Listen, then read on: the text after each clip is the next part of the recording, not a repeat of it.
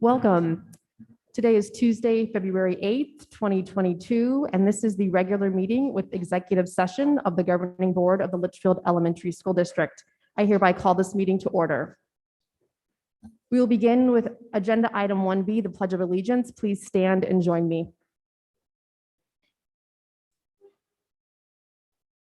I pledge allegiance to the flag of the United States of America and to the republic which stands one nation under God, indivisible, with liberty and justice for all.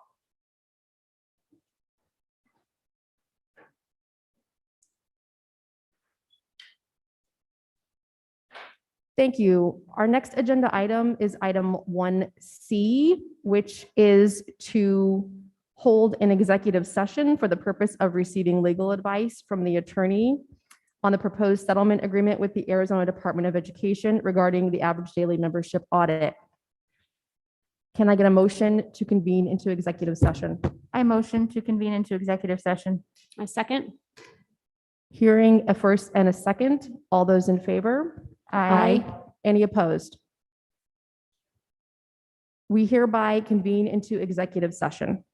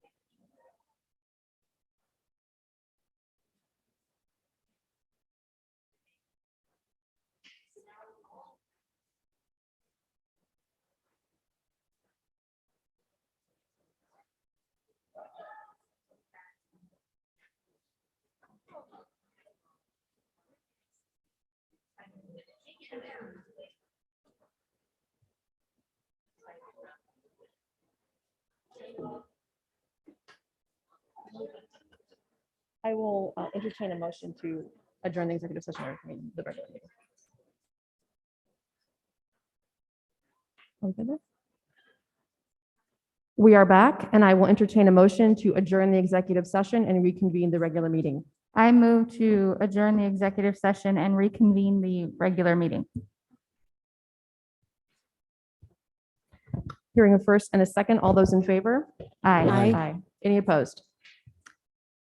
Thank you. We are now back to our regular meeting. And next up on our agenda is our Brain Smart Start Activity to Unite moment of silence with Mrs. Hornback. Thank you, President Moran, members of the governing board, Superintendent Gunning. This evening, we'd like to pause, please, for a moment of silence. Let's unite in memory of two beloved members of our Litchfield family who've recently passed away. Please join me in a moment of silence in honor of Jose Montanez and Veronica Moreno.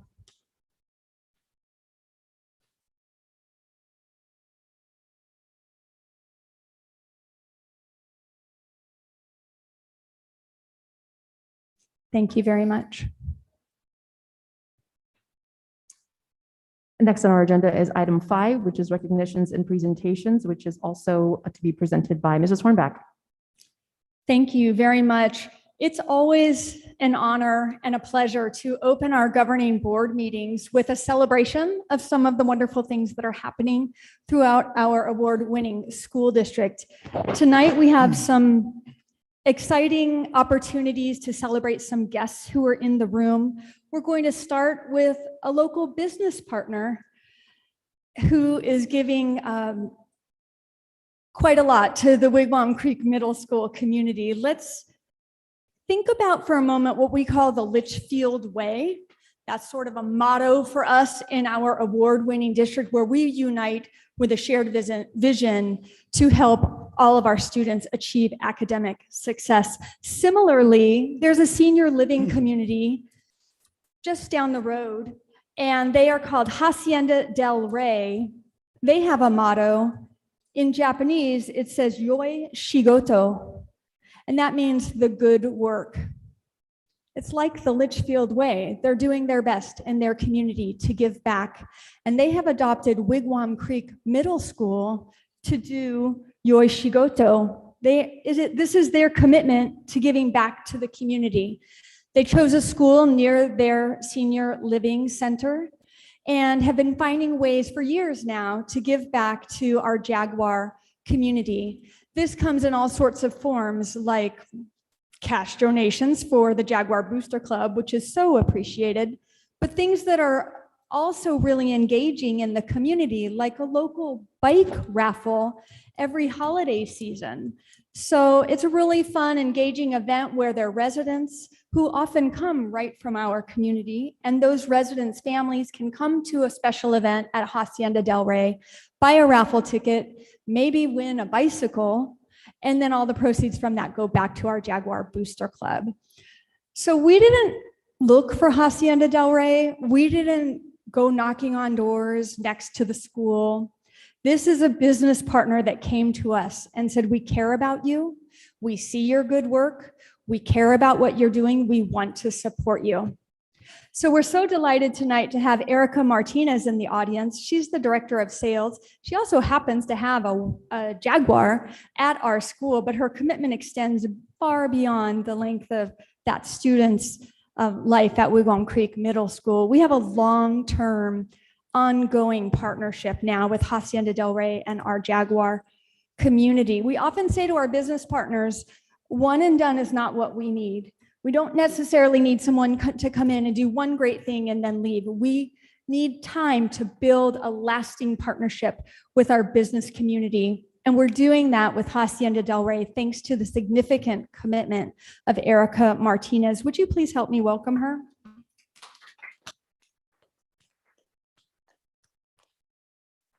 President Moran and Superintendent Gunning, would you please join us for a photograph to celebrate the partnership with Wigwam Creek Middle School and Hacienda del Rey? Erica, thank you so much for being here. If you'd come on up by that white shade there, we'll get your photograph. We want to brag about you on our social media.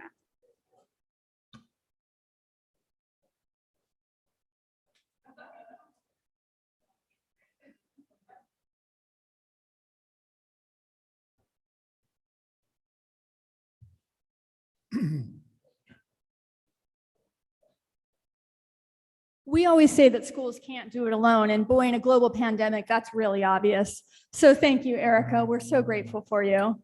Thank you. Okay, and why are we all here? For kids, right? That's what we do. We do what's best for kids. We focus on academic achievement for kids. We are committed to giving students opportunities to grow, to stretch, to thrive, to shine. This is why we are all here. So tonight we are so delighted to celebrate the 2022 Litchfield Elementary School District Spelling Bee champions. We're gonna, yes, let's hear it. Thank you. Thank you. Our district spelling bee starts at the school level. Students compete at their school. The winners go on to compete at the district level. And then from there, we have 4 spelling bee champions who will compete this Saturday at Yonker High School for the regional championship. From there, of course, they'll go on to a state level championship and a national spelling bee championship. So this is one step in a huge process, but I tell you, I had the privilege of observing the spelling bee competition, not 1, but 2 days. The spellers were so outstanding. They kept winning and winning and winning and winning. And then, of course, we're in the middle of a labor shortage, as you all know, and our bus drivers had to get going because school was getting out and they had to go drive kiddos home. So we had, for the first time ever, 2 days of spelling competition. We only had 2 champions on our first day, so then 3 others had to come back the next week. And of course, we're so delighted that our judges also came back. They are outstanding representatives of our partnerships in the community. We thank former Vice Mayor Betty Lynch for being a judge for 16 years in a row. We also had judges from the Hot Community Foundation, one of our nonprofit partners in the community. Donna Walker represented that foundation for us. And a representative from the Southwest Valley Chamber of Commerce, Joanna Escobar, was one of our judges. So we're very grateful to them. But tonight, the stars of our show are here. 2 of our 4 winners were able to join us in alphabetical order. Happens to also be grade order. Please welcome an owl from Litchfield Elementary School, a 5th grader, Mr. Zamir de la Rosa Robles.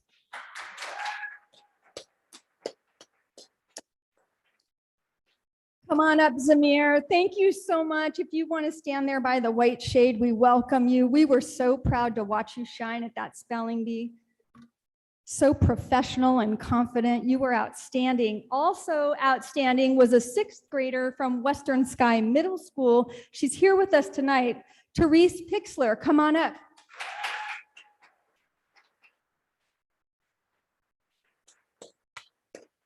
These spelling bee champions have beautiful trophies to display at their home. Of course, they're going on to advance to further competition, but I tell you, there are so many kids who didn't get to this level. We're just delighted and so very proud to have you represent us. Parents, come on up, get really close. Don't be shy. We're going to take some photos.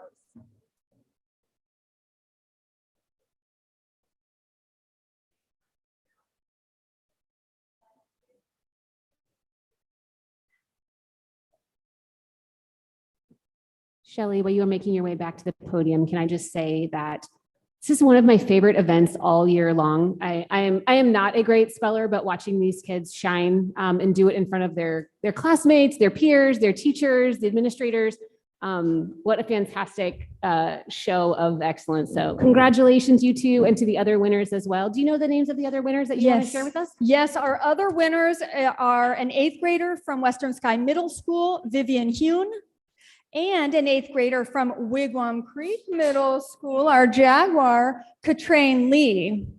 So 4 outstanding champions, and we always say that schools cannot do it alone. Not only do we need outstanding business partners, we need engaged families. And so thank you to the parents who are here tonight. We saw lots of parents in the audience at the spelling bee, lots of families who are really excited to support their students' academic achievement at one of the most competitive events in our district.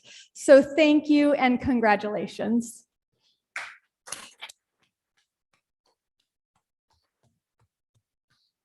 Thank you, Mrs. Hornback. Next item on our agenda is item 6, which is community opportunity for comment. I will begin by reading the disclaimer, and then I will call those folks who have requested to speak. Pursuant to ARS 38-431.01H, this agenda item provides an open call to the public, allowing individuals to address the governing board on any issue within the jurisdiction of the board. Items not listed on the agenda may be brought to the governing board's attention under this section of the agenda. Due to the Arizona open meeting law, the governing board cannot discuss or take action on items not listed on the agenda. Therefore, pursuant to ARS 38-431.01H, action taken as a result of public comment will be limited to directing staff to study the matter, responding to any criticism, or scheduling the matter for further consideration and decision at a later date. Please limit your comments to no more than 3 minutes, and no more than 30 minutes will be devoted to the public comment portion of the agenda. When you approach the podium, please state your name for the record. Our first speaker tonight will be Deborah Bohm. Deborah, please approach the podium. Deborah Boehm. First of all, I want to congratulate the board on their consideration and I assume passing of the removing of the quarantine regulations. They were illegal to begin with. Second of all, I would like to comment on the proposal of hiring a STEAM coach when your reading and math scores are so deplorable that you really need to be spending time on math and reading and not working on science and technology until they're raised. Just for everybody to know, according to the ESSER grant update, the reading score for the district for this year is 63.9, and the math score is 53.8. Those scores are deplorable. In addition, I would like to comment on the proposed Director of Academic Success position, which has been added to the agenda with a salary proposal of $147,000. My understanding of the job description of the superintendent is that that person is supposed to be the academic success position person. They are in charge of academic success. And why do we need to hire another one at that exorbitant salary to replace her? If she can't do the job, then she needs to leave. If she can do the job, then we don't need to hire another person. That salary needs to go toward academic success of children, not pay another person in the district. Thank you. Thank you. Next up, we have Ms. Cynthia Schwartz.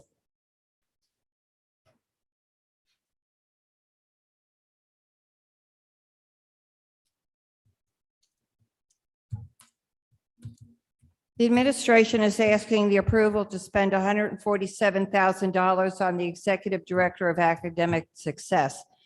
On the surface, this sounds great, and it's just what the district needs, but I would ask the board to pause and really scrutinize this position, and if the position is approved, the candidate. After reading the job description and looking at the district org chart, this new position takes away 2 areas from the Executive Director of Programs and Instruction. It takes away curriculum and assessments and accountability. It takes away all the principals who report directly to the superintendent. These are the 3 areas. The question is, why wasn't there acceptable academic success under the current Director of Programs and Instruction and the superintendent? And then it raises the question, why and why now? This position appears to be a reshuffling of the existing responsibility for a high price tag. This job description doesn't introduce anything new to the district. There's nothing earth-shattering in this job description. There's nothing that clearly defines intended results or expected results for the academic success for this job description.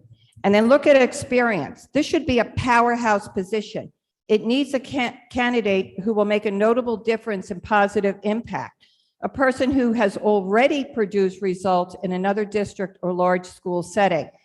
The question might be, does this position require a PhD or an educational doctoral degree?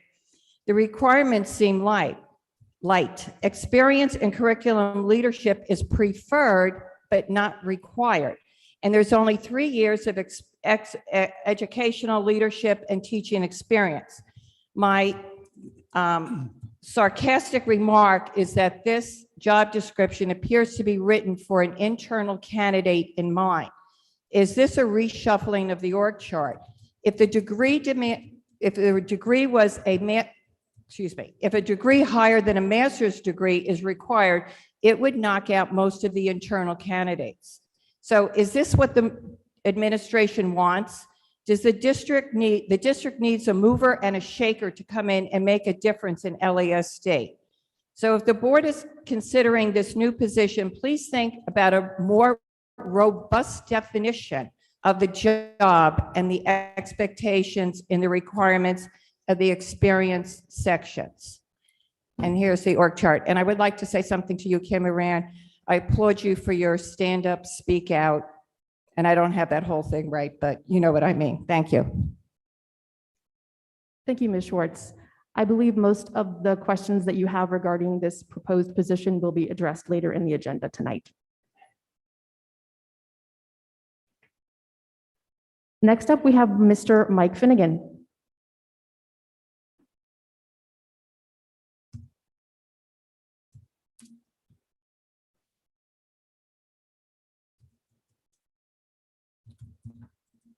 Hello, everyone. My name is Mike Finnegan. Happy New Year. It's February 2022, and you have to know where you are today to know where you want to be. This district and administration spent a lot of time, money, and resources in 2021 developing a diversity, equity, and inclusion statement. Equity is commonly understood to mean fairness or justice, but now specifically means equality of outcomes between different racial groups. LESD 79 believes in equity, diversity, and inclusion and is striving to move towards these ideals day in and day out. Equity seems to be developing very well. For example, the total LESD 79 district student population was 10,527 students last year. Within this student population, 5,474 students are not understanding English, and 6,734 students are not understanding math. Students seem to be moving towards equitable outcomes in academics, unfortunately, as the door of career opportunities using math and English skills slowly closes for them. The LESD 79 work environment, where all employees feel connected and valued, seems to be working equitably also. On December 14th, 2021, we were told 14 principals were evaluated with the highest rating of highly effective.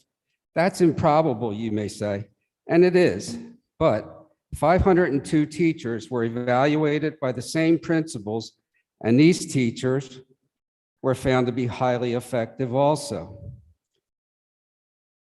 These results, although sounding good at first, are bad because they reward average performers and they deflate high achievers.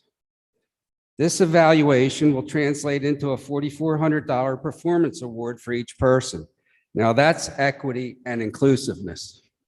I don't know what Steve Watson is talking about when he speaks of teacher stress and burnout in Arizona. No need to act on this offer to provide a customized teacher questionnaire tailored to your district. None of that here in LESD 79. Our highly effective principals are in the teacher's classroom for 2 to 3 hours every day. In addition, our 502 highly effective teachers feel connected, valued, and well stipended. They are motivated and inspired and energized. Congratulations, LESD. You are empowering the diverse population of students to be equitably mediocre and providing a work environment where all administration and teachers feel highly effective and valuable. Incredibly, you have accomplished this Thank you, without Mr. any Finnegan. Your plans to time is adopt up. a curriculum to specifically Thank you, Mr. address Finnegan. Your time is DEI. up. Next up, we have Linda Kesselman.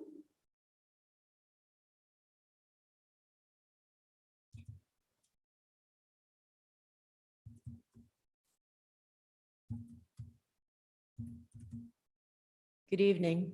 My name is Linda Kesselman. I taught for over 2 decades. I heard about conscious discipline, and I was so curious as to what it was about. My problem was when I went into Barnes & Noble, they don't carry any of Rebecca Bailey's books. I thought that was strange. So I looked for it online. I finally found a copy on Thrift Books. So I started reading about conscious discipline. And I am amazed at the amount of money that was dumped into this program. Any teacher who needs to follow this in order to have children follow the rules doesn't deserve to teach. They don't deserve to teach. Conscious discipline is another word for saying, another term for saying, keep your children under control and make sure that they interact with each other properly. Who doesn't know how to do this if you're a teacher? If you've gone through the curriculum, if you've gone through training, everybody has to spend time in a classroom before they get their own classroom, before they have the 30 kids. Every teacher knows who is productive, aware, smart about educating children. They know how to keep their classroom under control.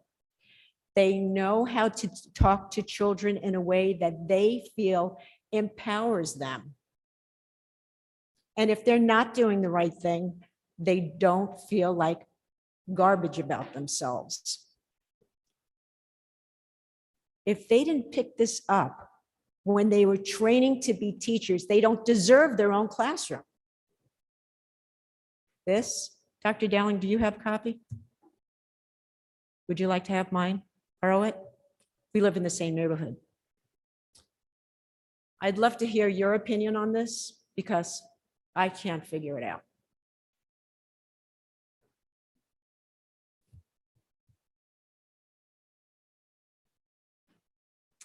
Thank you. Next up is Ms. Amanda Miller. Then we will go to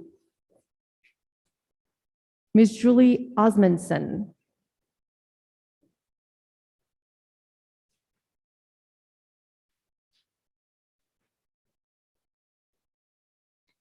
My name is Julie Osmondson, and I wanted to speak to you today as both a parent of 4 children who all attend this district and as an employee of the district. I asked that the school board call a special study session as soon as possible to look at teacher retention. It is no surprise that teachers across the country, including in this district, are leaving and are planning to leave the profession, some even in the middle of the school year. As a parent and a teacher, I'm asking you to not ignore this elephant in the room, but to get ahead of it. When I tell people where I work, they associate this district not as the A+ district that it could and should be, but as a district that made the news headlines for negative reasons. I'm asking you to change that and to lead the news headlines as a local school district willing to make the necessary changes in order to keep qualified staff here at the schools. Every employer knows it's more cost-effective to keep qualified employees rather than hire and train new ones. No teachers and staff are incentivized to return for a $500 retention bonus. At this point, it's frankly insulting considering the extra workloads we have been putting in for no additional compensation. Offer a retention bonus that shows you actually value us returning, such as a 5% bonus like a neighboring district did. We are also not looking for a 1% or 2% pay raise, still less than the cost of current inflation currently. We want to stay at our schools. We want to stay in the profession. We want to see that you value us through truly actionable ways that improve our job quality.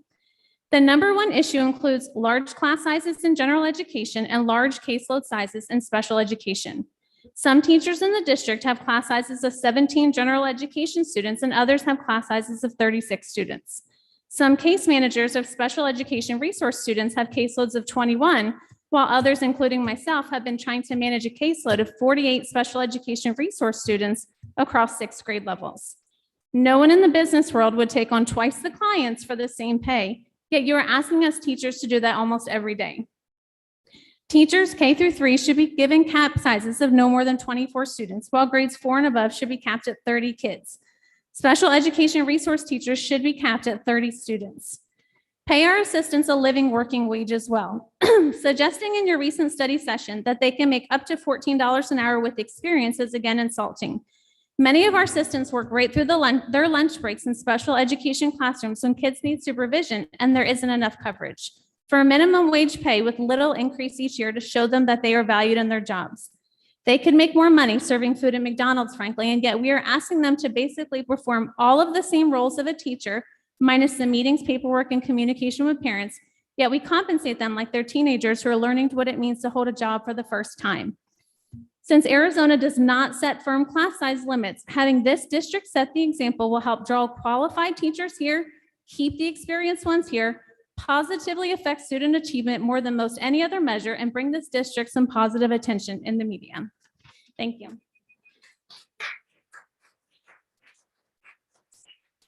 Thank you, Ms. Odlinson. Next up, we have Leanne Migray.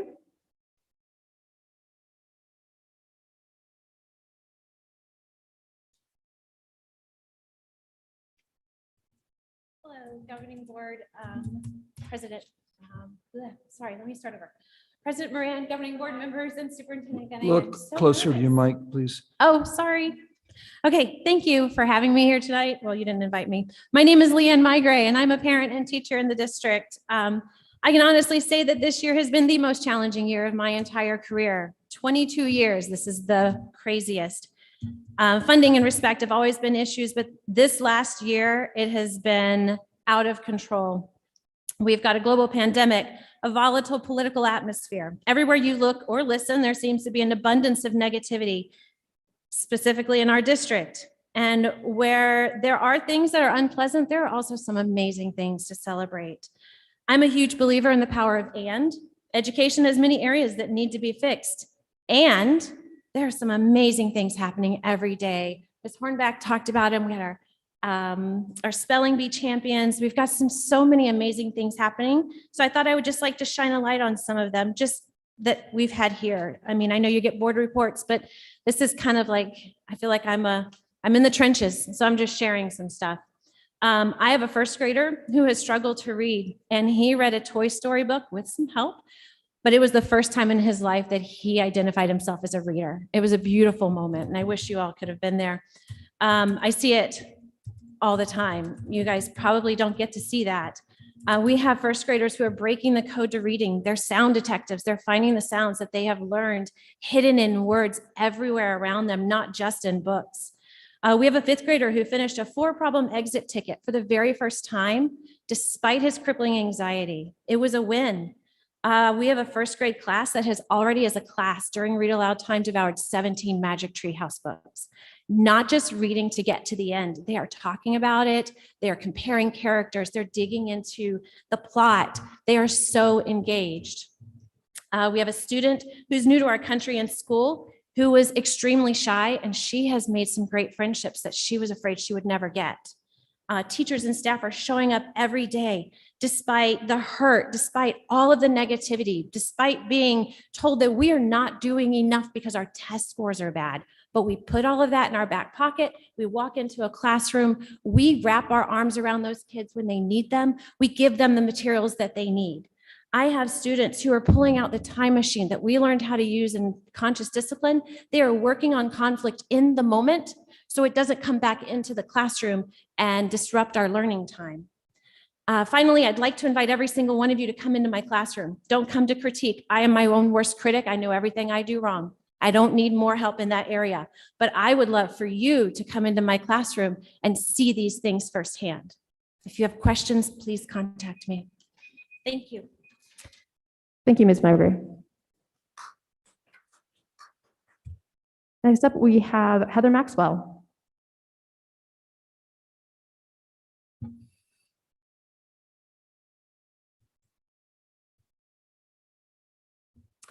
Good evening, President Moran, Governing Board members, and Superintendent Gunning. My name is Heather Maxwell, and I'm the behavior coach here at Litchfield Elementary.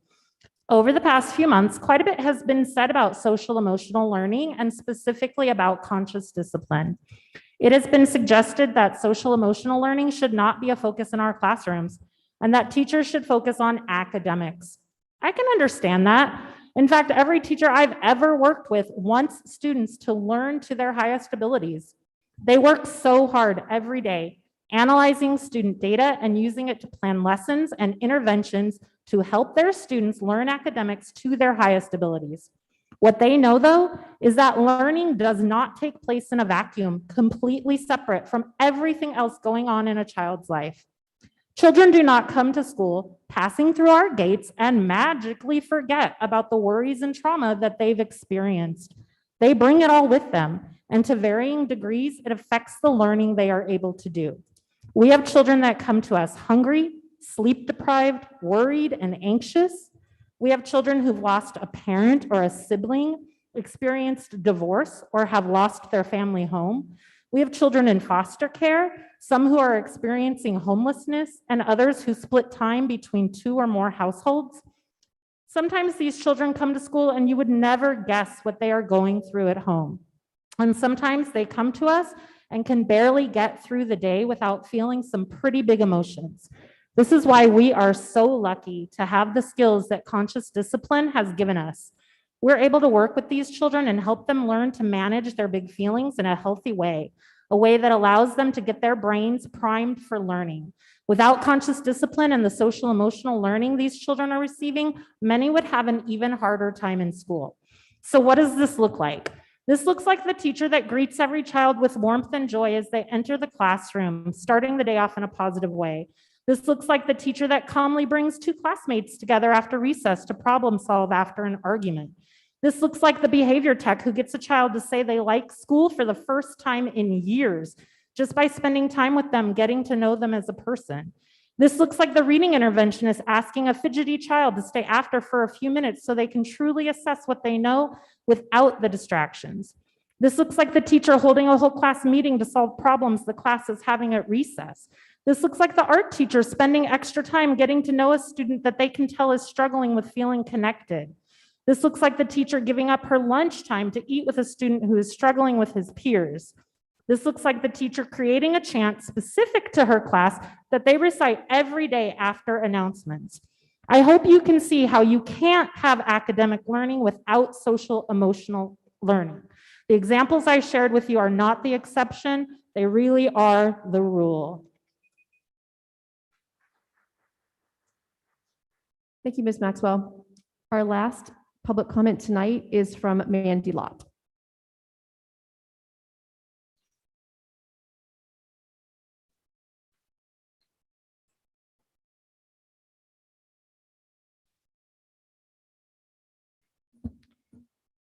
I first want to thank Ms. Maxwell for her comments. I think she shared something that is will prove my point, and that is she didn't gloss it over by stating what these kids come to class, the challenges that they face, not glossing those things over. I think it helps to give us a better understanding of why you need that training. So thank you. Because we do have a problem in this district of wanting to gloss over problems that we have. We want to stand up here and celebrate the good things, which is important. But it's also important to tackle the challenges, to address them, to acknowledge them in a very real and honest and transparent way. In May of last year, I filed a complaint regarding a district teacher that participated in a Facebook live chat on a political forum, It was a clear violation of Arizona revised statute, and I submitted a complaint to Superintendent Gunning and to at that time, President Clymer. Those complaints were completely ignored. It has come to my attention now that our district is being investigated for violating that same Arizona revised statute. When I filed that complaint, an internal memo was sent out by your director of community relations to every single district employee. In that memo, it stated that it was illegal to participate in any political activity using district time and resources. However, in this complaint that was submitted in November of 2021, it included a text message from that same employee. A text message that went out stating, hey, can you go check your personal email? In it was It was directed to, the administrative council, asking them to take time off work to go hold vote yes signs at parent pickup and drop-off locations. She also made it clear that employees were to avoid campaigning on school grounds. My question to you, was the time taken off work paid or unpaid? Were the personal time docked from those employees that chose to leave work early to campaign? We have real problems here.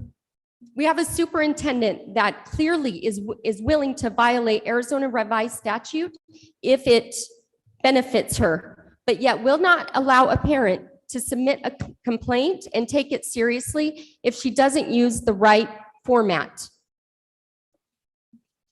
We need to address these. She needs to be held accountable. She needs to be made to apologize for the unfair treatment that she has given parents in this district. It's not equitable. And if you want leadership that models equity, then require your superintendent to model that. If you have students that continually broke the rules, they would be held responsible for that. Why isn't she? Thank you, Ms. Lott. Ms. Moran, if I could make one comment just as a rebuttal to that. In regards to the complaint that was filed, that you said that you sent both to me and Superintendent Gunning, that did not go undiscussed. You and I had several emails in regards to that. So I realized that it wasn't resolved to your satisfaction, and I completely hear that, but I did just want to state for the record that it didn't go undiscussed or, unreturned, so.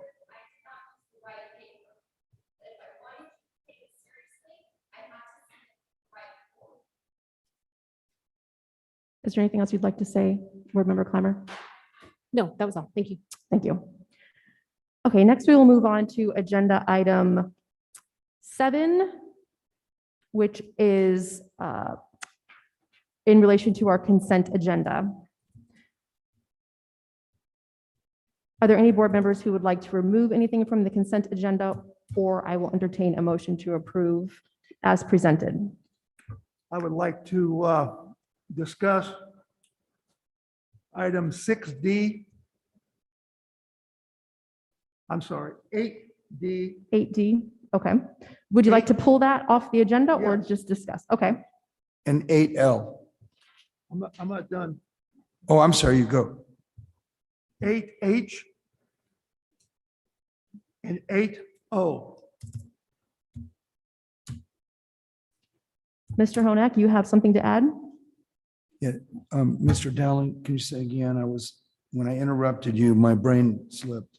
8D. 8D, 8H, and 8O. Oh, okay, thank you. And my apologies, 8L as in Lima. 8L, thank you. And anything else from you, Mr. Honak? 8L is your only request, Mr. Honak? Yeah, my only one. Yes, thank you. I would also like to pull item 8J. Board Member Clymer or Board Member Zaidama, do you have any items to pull? I do not. Thank you. Okay, then I would entertain a motion to approve the consent agenda as presented, with the exceptions of 8D, 8H, 8J, 8L, and 8O. I move to approve the consent agenda minus the items selected. I second. Hearing a motion and a second, all those in favor? Aye. Any opposed? Motion carries. We will now move to agenda item 7B, which is to address the items removed from the consent agenda. We will take these in alphabetical order and begin with item 8D. Dr. Dowling, you have the floor. Yes, under the cash controlled funds, in Fund 570, indirect costs, we started with a balance of school year of almost $6.8 million. And we still have a balance of $6.6 million. What are we using the indirect cost monies for?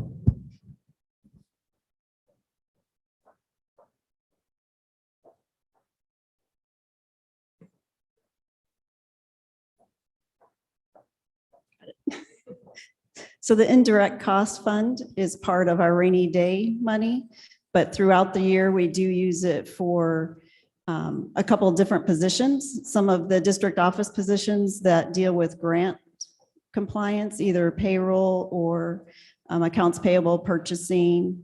And then also for our assessment positions are paid from the 570 fund. Okay, for those funds that are grants, are we using that money to pay for the employees who are administering that grant? So the 570 fund is being used for employees that process payments through for those grants. So payroll would be processing the payroll related to the grant funds. HR is processing the employees that are coming in for grants. So it's the positions that are involved in the processing for the grants. Now, indirect cost monies, once we get the money in, at what percentage do we feel comfortable in? Is it 8%, 9%, 10%? Let's say you get $1 million grant. Do you pull up to 10% to pay for somebody to administer that grant? No, so there's limits set through the Arizona Department of Education. They set an unrestricted grant rate for indirect costs, and they create an unrestricted rate. So the restricted rate is used on the federal funds that are processed through ADE. The food service fund is the unrestricted rate. And then on some grants, we don't accept or we don't process the indirect cost. So on the ESSER funds for the first couple ESSER grants, we did not take any indirect cost. Okay, can we use that money for pay raises? We can use the indirect cost monies for virtually anything. Right, because the indirect cost fund can be used for M&O purposes. Now, my second question is, where do I see the fund that tells me how much we have in carry forward? So you're looking at the maintenance and operation budget, or which are you looking at? The cash controlled funds. So cash control funds, the beginning balance would be what is brought forward from the prior year. Okay. Okay, what is our total carry forward monies at this point? So coming into this year of our cash funds, it was 30,731,000. But some of that is very restricted, like our bond building fund. There's over 8 million in that cannot be used for pay. That's strictly for bond building. So the carry forward money is about $5 million or no? So again, it depends on which funds you're looking at. So if you look at your report, each fund has the beginning balance coming in. And then the total down there is the 30,731,000. But again, you need to go back to each line to see if it's restricted or unrestricted. I'm not making myself clear. We've got carry forward money, do we not? Yes. How much do we have? So if you go, it depends on which fund you're looking at. So if you look at your fund balance, the beginning budget, actually in your budget reports, the first page of that, I believe in maintenance and operations, it was around $8 million carry forward into this year, which we were planning to use around 3 million of it when we retained staff. And Okay. That was for M&O? that was M&O. A better report to look at would be if we looked at the annual financial report to get the ending balances to know what the carry forwards would be. I'm still not making myself clear. I'm not sure I'm understanding why. How much do we have that we carried forward from the previous year? So I don't have that number on hand. I'm looking at the reports that you have and then where we can go to look at that information. But I don't know that off the Ken, top of my I've head. asked the superintendent and she wasn't clear. And this past week or last week, But I want that information. I want to see how much we brought forward from previous year. Okay, And that's, in addition, we've got, that's totally separate from the indirect cost monies, is it not? maintenance and operation carry forward, yes, is separate from Okay. 570. But the indirect cost monies can be used for M&O. Yes, So if I were to add the M&O carryover with the indirect costs, I would have a total amount that may be used for M&O, correct? yes. Okay, that's my question. I want to know what was brought forward and what we have right now. Okay, Okay, so we can include that in the Friday update for you. I'm sorry if I wasn't clear, but it's got to be me.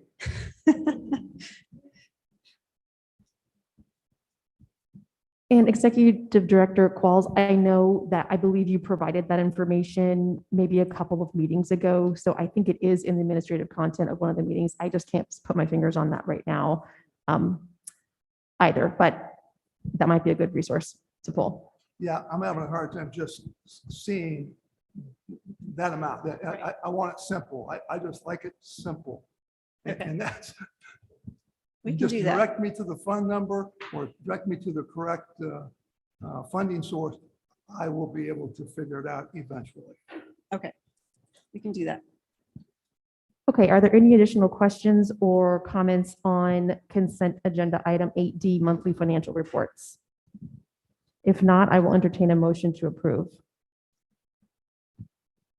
I move to approve monthly financial reports as presented. I second. All those in favor? Aye. Any opposed? Motion carries. We will now move to consent agenda item 8H, certified personnel resignation, release of contract, retirement, non-renewals. Dr. Dowling, you asked to pull this item. You now have the floor. Okay.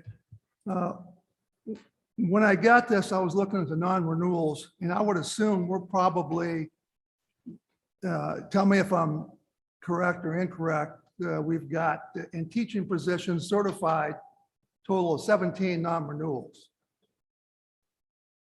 Are we pretty much, is that the end of the non-renewals? Because we have contracts going out when in several weeks. So I would, all the non-renewals have been told they're not coming back. Correct. And I believe, if Monica's here, these are also the emergency certified, right? Correct positions and or positions that they're moving into a different. So your emergency certified teachers, you non-renew every year. And then you only can rehire them if you are unable to fill any of those positions. Understood. I'd like to see that information because now it's my question. If I don't know that they were emergency certified, I probably wouldn't have had a question. Okay. And then to follow up with that, we've got 17 non-renewals.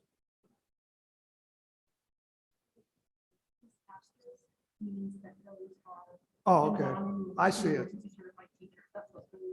Yeah, I see it. I got it. How many of these?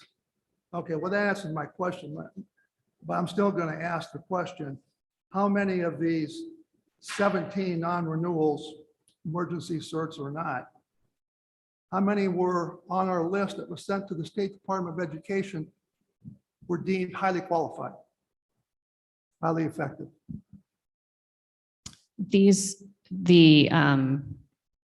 That report doesn't happen until next year because their evaluation hasn't occurred this year. Well, we had a report, was the last meeting we had a? But it was for the 2021 school year. Okay. All right.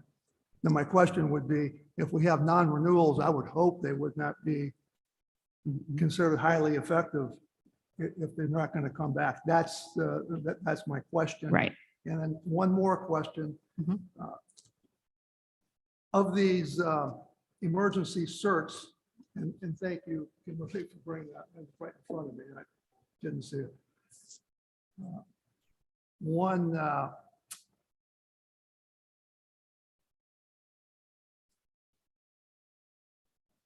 My concern is during reading, science, math. And as we're trying to increase our student achievement and scores, we may have teachers in the classroom still to the end of the year who are deemed not satisfactory to return in areas like math and science. That concerns me. It's just an automatic process. It doesn't mean that they're not doing a good job. Does that make sense? So they could actually have a degree in science. They could have a bachelor's degree in chemistry or something else outside of education, and they reserve their emergency certification. Okay. But it is a process that we have to do every year, not regardless of how they're performing. They could be the best teacher there is out there, and we have to, because they're emergency certified, non-renew them and go back through the process to show that we made effort to recruit an appropriately certified teacher to fill that role. I understand that. And do we know, or could, how many of these non-renewals who are emergency certs, how many would you bring back? Or is that information we should share at this point? I don't know off the top of my head. It would be, I would have to speak to each of the principals in those areas, but we'll post all of these positions and try to recruit first. And then of course we would only bring back anyone who is strong. Right. Yeah, the ones you need. Correct. Understood. Any other questions or comments on item 8H? If not, I will entertain a motion to approve. I will move to approve certified personnel resignation, release of contract, retirement, non-renewals as presented. I second. There's a first and a second. All those in favor? Aye. Any opposed? Motion carries. We will now move to consent agenda item 8J, which I asked to pull from the consent agenda in order to address the administrative staff who are listed on the resignation, retirement, and termination of classified personnel. There are 3 director positions and 1 executive director position here. And I would like to hear from Superintendent Gunning what has brought this about and what the plans are for their replacements. So there are several leaders that have put forth desires to either retire or be able to spend more time with their families. And so it just so happens that it kind of happened all at the same similar time. We brought forth these resignation letters and retirement letters to you tonight so that we could move forward pretty quickly in the recruitment process. It gives us ample time to recruit. This is the hot time out in education to recruit folks. This is the time that people are making decisions on the next fiscal year and what changes they may make in positions and districts. And Superintendent Gunning, can you provide a little more information on the Executive Director of Finance plans? My understanding is that Ms. Qualls will not be leaving the district, so she will still be available as a resource potentially for our replacement, because obviously she has many, many years of very valuable experience. Yes, something that we'll be bringing forward in a future meeting, hopefully in the March meeting, would be an additional position to our finance department where Wendy Qualls could be there to be able to support the department with the needs that they currently have, as well as to be a resource for anyone who stepped into the executive director role. Okay, thank you. Do any other board members have any questions on this agenda item? Then I will move to approve consent agenda item 8J as presented. I second. All those in favor? Aye. Any opposed? Motion carries. We will now move on to agenda item 8L, supplementary contracts. Mr. Honak, you asked to pull this off the consent agenda. You have the floor.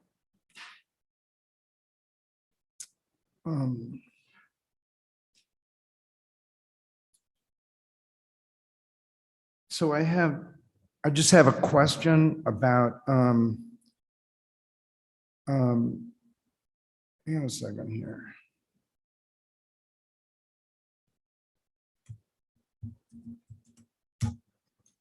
So it says for Gunning, Joanne, is that you?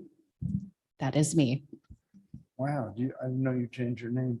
I know. That's your real name? You've been hiding all this time? I have been. Mhm. Okay. Mhm. Well, okay, so what is that?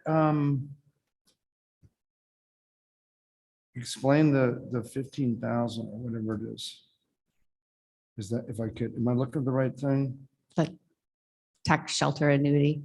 That's a part of the contract of the superintendent contract that the board has approved every time. So it's a part of the overall So it's part contract. of the for- total package. Correct. Okay, and you said it's a tax? Shelter annuity for retirement. Okay, so like a 401k. Right. Okay, something like that. Okay. Asked and answered. Thank you. Thank you. Any other questions on item 8L? Then I will entertain a motion. I move to approve the supplementary contracts for 2021, 2022 as presented. I second. Having a motion and a first and a second, all those in favor? Aye. And any opposed? Abstain. Mr. Honak abstains. Motion carries.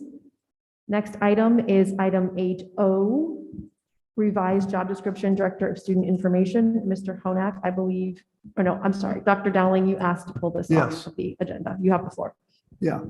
I have a question on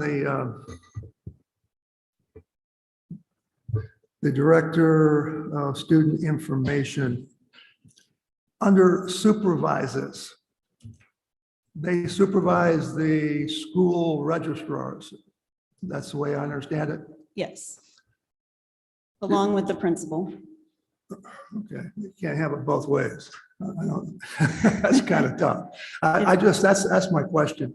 How does the building principal feel about somebody as important as a school registrar reporting to somebody from the district office? If I was a building principal, somebody of, you talk about a right arm, left leg, left foot, whatever. This is a person you rely upon a lot. So to ensure that everything is, the students are correctly entered into our system, et cetera. So has this always been that way? It has been for as long as I know. She does the evaluations, but the principals also have input and they oversee them daily. Okay. There's never been an issue in the past? And the reason I ask, this was a position that reported to me when I was in Tullison Union High School District. And in fact, my Director of Student Information was, I believe, friends with Kim Savage, and has been for a long time, or was, or is, Nancy McFarland. But and then my second question is, it mentions down here under essential functions, and it's the second bullet, maintains department's district website.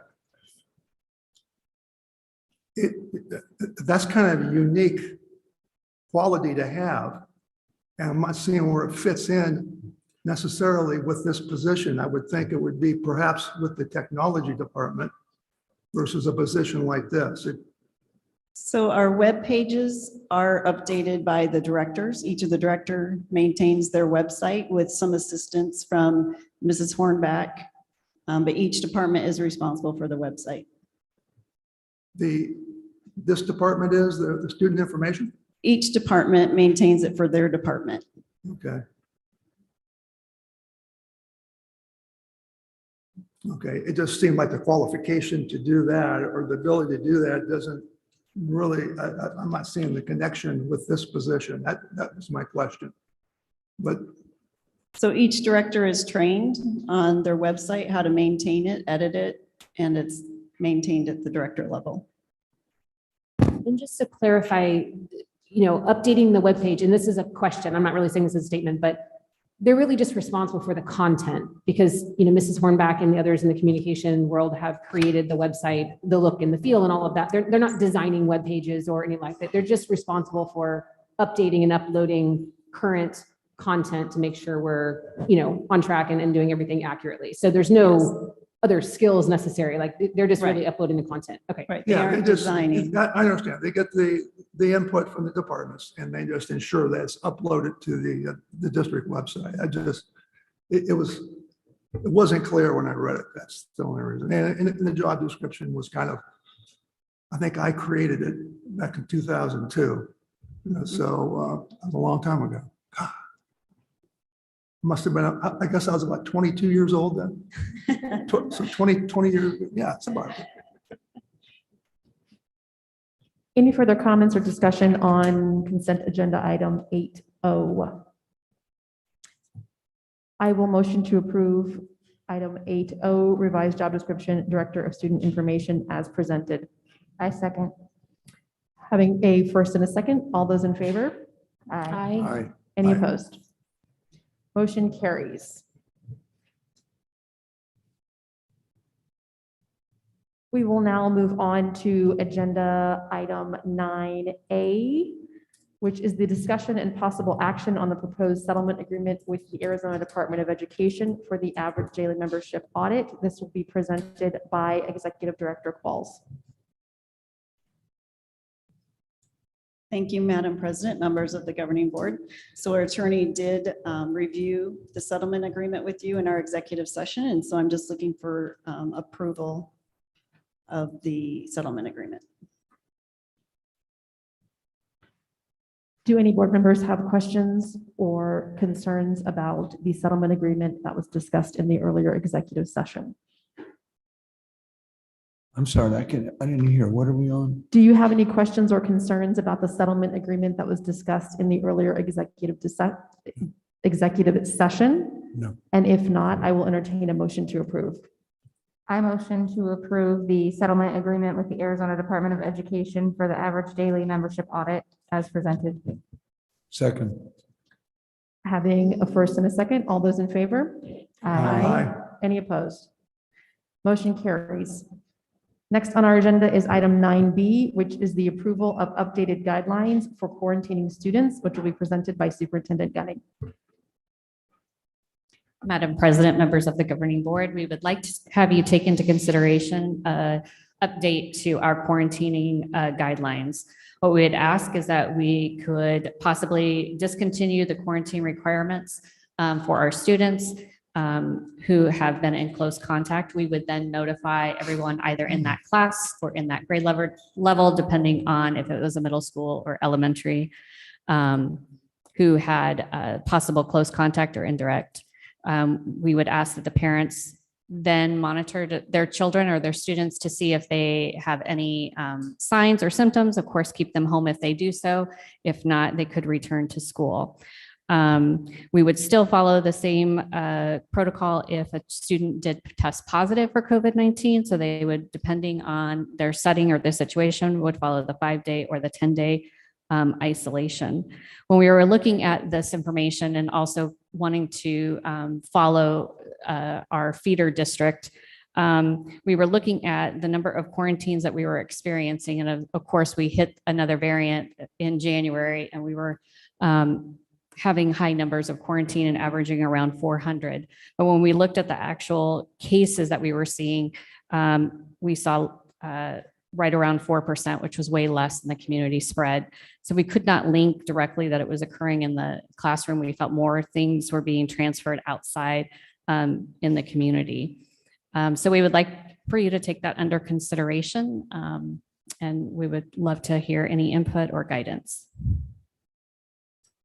I had just one question, if you don't mind. Yes, please. For the parents that do receive the close contact and do choose to quarantine, or for other reasons, if they had a positive test at home or something and needed to quarantine, will we still have the same resources with Edgenuity and sort of that Google Classroom, all of that still available? Absolutely. So it's still open to folks that want to continue that, but it's just no longer required. Correct. Okay. And the parents, we would explicitly ask that if they chose or wanted to quarantine, all they would do is call in and let us know. Okay. So that way, the absence didn't count against their child, all of that stuff. And then they would receive the Edgenuity information so that they could participate and have access to learning.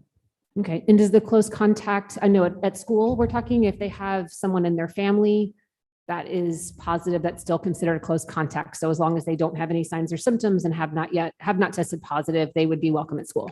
Correct. We would definitely continue to encourage the wearing of masks as well. Is this the same up there on the screen, the same as what I see on my screen? Because it looks just like the headings look a little different. Yes, it is the same. It's the same? Mhm. Okay. Superintendent Gunning, can you please explain to me how we will handle, just clarify, the close contact notifications so that families know? Because you said it could be grade level or class level.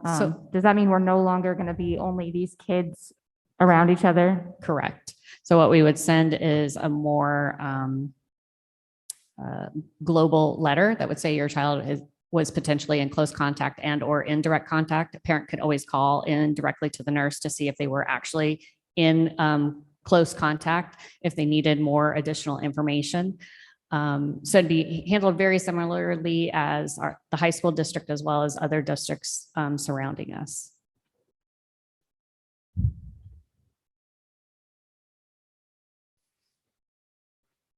Are there any other questions or comments about the proposed revised quarantine guidelines?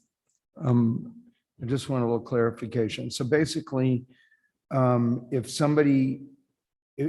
a student is exposed to someone who has COVID, essentially there's no ramification to them other than a letter going home saying maybe they were exposed. And then if a person is tested positive, then they're quarantined for 5 days. And assuming they get better, when they come back, then they got to wear masks for another 5 days? Correct. Okay. And then is there anything else about it, or is that pretty much it? That's pretty much it. And I mean, the only other component would be that, again, the parent receiving the letter of a possible indirect or close contact that they could choose to quarantine their child if they wished. Right, voluntarily. Okay. Mhm. And then I just have one other question too, maybe not related, but the way that I've heard about quarantine and stuff, there's really no online thing for, I mean, we're ending the quarantine, so I guess it doesn't really matter, but I mean, there's no online thing for the students to still follow along or do anything? I mean, they just go home and watch TV or what? No, they would follow along with Edgenuity, which is our online program that students can access to receive. What's it called? Edgenuity. Oh, Ingenuity. Yeah. Okay. Mhm. Right. Ingenuity. The other thing, though, I do also want to point out in here, we also will be following any of the AIA guidelines. So AIA has their own guidelines for quarantining and close contact. So for our sports and, those cheerleading, those types of components, we will follow and adhere to their guidelines. Yeah, because I've heard a lot of complaints of kids that are quarantined and the parents or whatever they say, there's nothing for them to do. No, maybe a few papers or something. So, I hear what you're telling me. Thank you. Mhm. I will just add that I am in favor of updating the guidelines for personal reasons. My son had close contact and, had to learn from home, which is not his favorite thing to do. And he was perfectly healthy the entire time. So I do understand that this is impacting healthy students. And at this point, I believe all parents who would want to vaccinate their children have had that opportunity, hopefully, if their children are eligible, as well as can still continue to have their children wear masks if that is their choice as well. Any other questions or comments on this policy? If not, I will entertain a motion. Motion to approve. Is there a second? I will second. Having a first and a second, all those in favor? Aye. Aye. Any opposed? Motion carries. Next item on the agenda is item 9C, approval of a new position and job description for District Instructional Coach for Educational Technology and STEAM, effective for 22-23 school year. This will be presented by Executive Director DeCoste and Director Combs.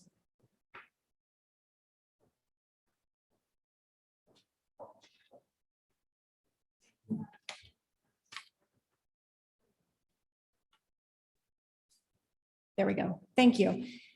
This job description or this position was talked about in our one-to-one deployment for implementation of laptops throughout the district. And so Director Combs has created a job description in collaboration with myself. We're just presenting it tonight to see if you guys have any questions or concerns about it.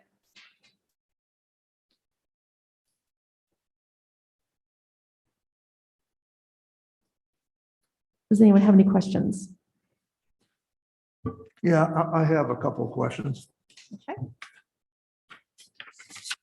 Under the experience, this is a totally new position, correct? Correct. Okay. Under the experience,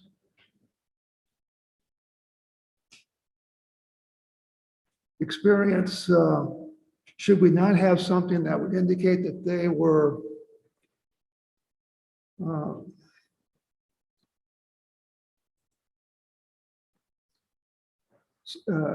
had experience in curriculum instruction or as an instructional coach previously or not? Not Or- necessarily as an instructional coach previously, because it's similar to that type of position. She's looking for someone who is technologically savvy and implementing educational technology in the classroom and supporting teachers with that piece of it. So it doesn't make any difference if they're math certified or science certified, or does it? It doesn't. It's the technological piece of it and being able to, like I said, implement into the classroom. So we have, right now, she has teacher leaders on every campus who are doing this, and they come from all content areas. So each campus has sort of their own tech person who works through Director Combs to implement any type of educational technology in the classroom. So it's that connected piece. You don't necessarily need the strength of the instruction in a certain content area. It's being able to take all of our content areas and all of our different online platforms, like Wonders has an online platform, StudySync has that for middle school, and most likely what we adopt for a math curriculum will too. So it's taking those pieces and being able to incorporate that into the classroom, as well as other supplemental programs that we have. What exposure do our students have with engineering? Well, this is a forward-thinking position. Initially, this position is meant to roll out for support with our implementation in the classroom with the one-to-one devices and supporting teachers and getting that up and running to be successful. The engineering, the art, the STEAM part of it comes later down the road, honestly. Okay. Also under the knowledge, skills, and abilities, on the bullet number 6, 1, 2, 3, 4, 5. Knowledge of applicable Litchfield Elementary School District and department policies and procedures required. If somebody was outside the school district, how could they have the knowledge of our procedures and policies? Well, I guess coming in and while they're working in that position, we would want them to be cognizant of policies that we have in place when they're thinking about making changes or updating things or doing new implementations. So. Then why don't you say that? Because what it says to me is they need to have this knowledge prior to coming into the school district. If they don't work in the school district, how could they have that? No, but I mean, maybe it's just me, but. No, we can rephrase And then I have that. another question. Would you suggest that if you do approve this position tonight, that it's approved pending a change for bullet number 6? Yeah, I don't, I mean, that's a given that they're going to follow the department policies, et cetera. I don't, this looks pretty generic type of a thing in here. I don't know why you'd have it in there. If this was an internal position only, I could see it. Mhm. But I would anticipate you may go external for this. I mean, open up for all applicants Mhm. to come into our school district to be the best they can be for our students. And then I have another question. knowledge of creating and facilitating online and in-person staff professional development courses. It's preferred. Why wouldn't you have that as a required skill? It was a bullet next down as bullet number 7.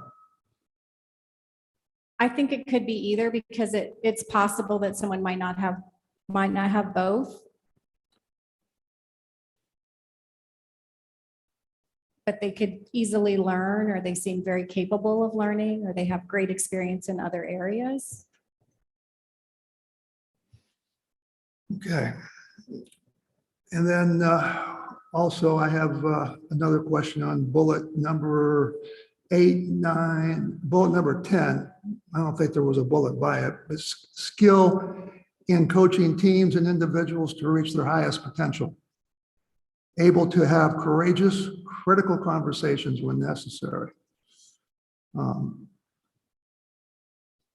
not clear on what that totally means. Able to have courageous, critical conversations when necessary, or the first part, or any of it. You're asking for skill in coaching teams, and but I'm not understanding what. Well, because it's a district level position, having the skill to be able to go in and work with teams of teachers and coach them through whatever processes it might be, whether it's a new implementation or maybe it's improving implementation that they've already done. And if they're not doing well, or they could do better, having that courageous conversation that says, okay, here's where we're at, here's where we need to go. Okay, 2 more bullets down where it says skill in learning new technology is independently and troubleshooting technology. Troubleshooting, define that. I'm not sure I'm understanding. Are we putting one more requirement upon this person in which they can troubleshoot technology? Or you mean if the program, the presentation and the program doesn't work, they have the ability to try to figure out what's wrong? Or do they call the technology department? Well, some working knowledge of troubleshooting, especially with the applications that they'll be primarily working with teachers. We want them to be able to go into a situation with teachers and be, okay, let me help you work through this problem, and not call technology every time, because technology isn't necessarily going to be the expert on some of the applications and programs that they're going to be using in the classroom. All right. Do you, I think that's all. are you all done? Yeah. Took a while, didn't it? No, that's okay. I may take longer. Go ahead, Mr. Should I Hunter. go? Yes, please. Okay. So what I want to get is just a little scope of what the person does. What I'm understanding is, like, let's say a new piece of software, for educational teaching is being implemented, like some of them that we are, the data acquisition, stuff like that, we're bringing in, right? So this person is going to be the person that's going to be the front line for supporting for training. But let's say that a teacher's having troubleshooting or needs some help, or a courageous, crucial conversation or something like that. That's what this person does, correct? This person will be responsible for helping teachers implement applications in the classroom, not necessarily something new. They may be things that we're already using, but new to really diving into kids with their laptops in the classroom and using. Wonders is a perfect example because there are a lot of great online tools. Some teachers are accessing because they are very tech savvy people and they automatically go that route, and it's great in their classroom, and other ones are a little bit more hesitant. Yeah, they're not going to explore it. No, I get all that. So my question is, and I don't know what the name of it, but it's like, PC Anywhere or whatever. Like, does she need to go out and face to face, or is it kind of thing where if a teacher's got a question, this person in this position, wherever they happen to be at a desk somewhere, he or whatever can pull up, the teacher, they can share the screen and the teacher screen and can have that kind of do we already have that in place here? We do have that with some higher level positions in our technology department. In the beginning, no, this person would not have remote access to teacher computers, but could possibly go into the application on the back end because they'll be responsible for for loading teacher names, loading student rosters, those kinds of things. So they could maybe help on the back end remotely, but it would be mostly going in face to face. Then I think this is all wrong, because I think that's a minimum, that should be a minimum feature. It's 2022. I mean, everybody's on Zoom, can share their screen on Zoom, whatever.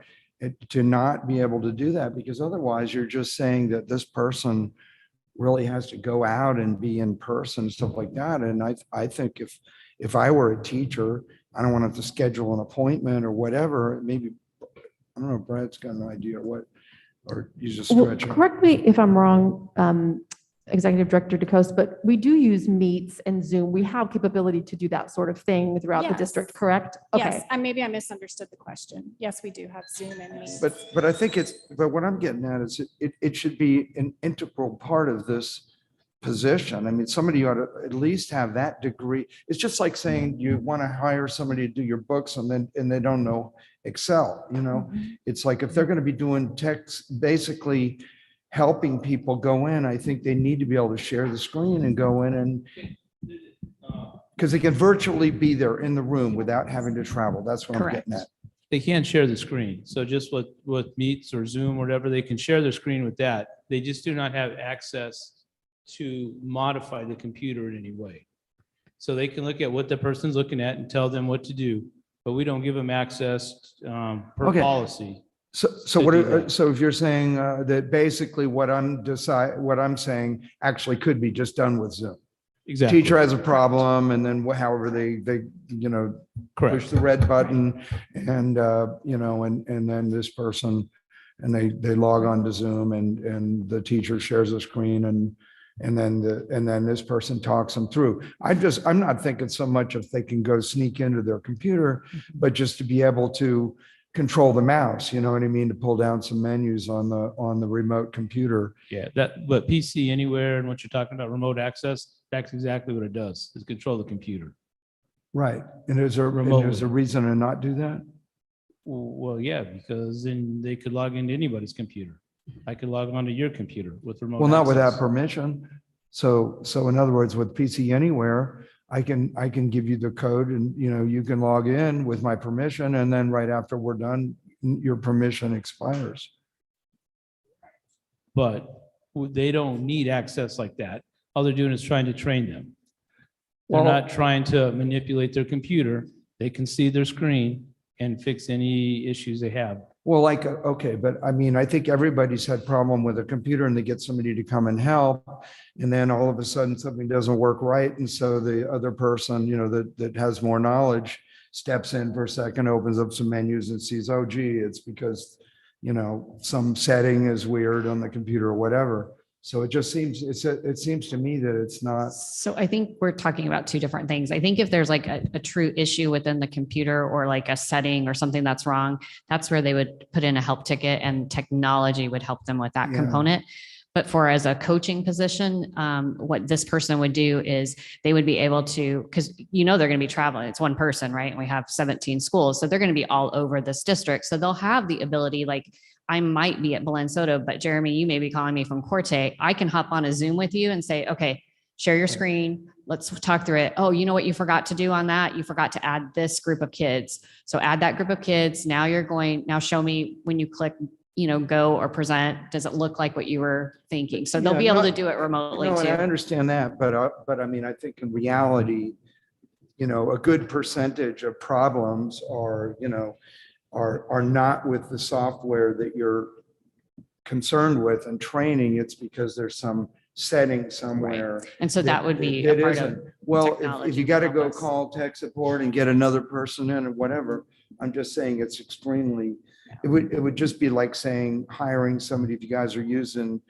Chromebooks or whatever, I mean, the person darn well better be very proficient at that, stuff like that. And I just feel like we're leaving a lot behind here by that they didn't have skills that any private company would require. They're not going to, it's so inefficient if they run into a stumbling block and then we got to call the tech gurus to go through a couple of menus to see that a setting is Right. And Because- they may know a lot of that stuff too, because they will be Yeah. the more tech savvy people, but they'll be the people that have that in-depth knowledge of how our interactive boards will be working with Wonders, and they can help them in Yeah, well, you got a accessing job those with description all of here. It the- ought to have, I'm just saying, I think it really should have, it should have, that they should have some extra expertise, because right now you read it and they can have, nice conversations and they can collaborate, and this and that, whatever, but they really,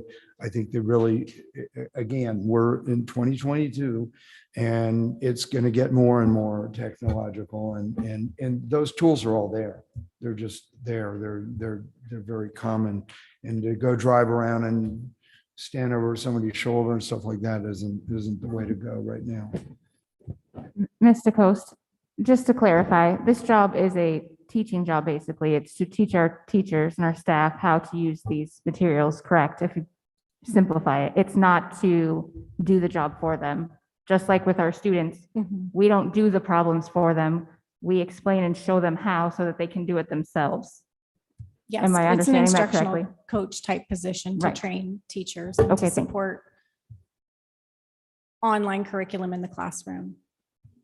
Well, they're pushing a button to say that there's a problem, and I'm just saying that everybody that's ever dealt with a computer, 30% of the time or 10 or 20% of the time, it's not what you think it is. It's something that is a little more technological. Is there, knowing that we're going to one-to-one, and I'm sure that this was in the presentation that Director Combs gave us a couple of months ago, and I apologize for not knowing this off the top of my head, but I'm assuming that there are going to be additional supports in our technology department moving forward for the fact that there's going to be additional troubleshooting and there's going to be additional problems now that we have so much more technology in the district. So whether it's this person that has that sort of administrative access or the technology team who's always had that, there's still going to be the opportunity, right, to combat those problems. I mean, that someone's going to be there. It might not be this person specifically, but it still will be someone in the technology department that would always have access and be able to troubleshoot that. And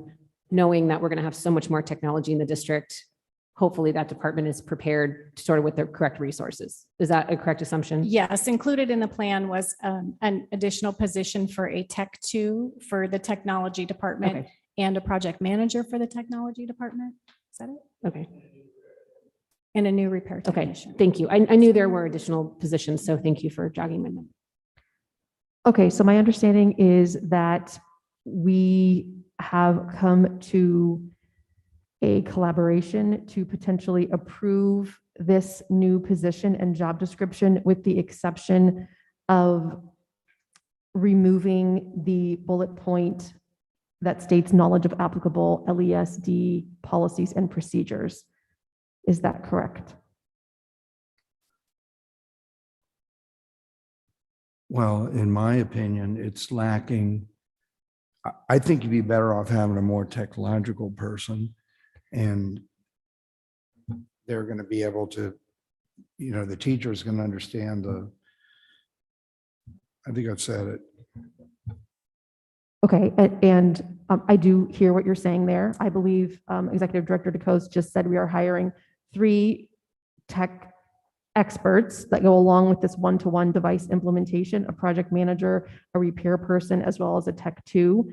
So they will be the more technical aspects of this position. This position will be more what I might call soft skills to help interpret the technical to the teachers. So more of a product owner maybe, or a business analyst, that sort of thing in a corporate environment.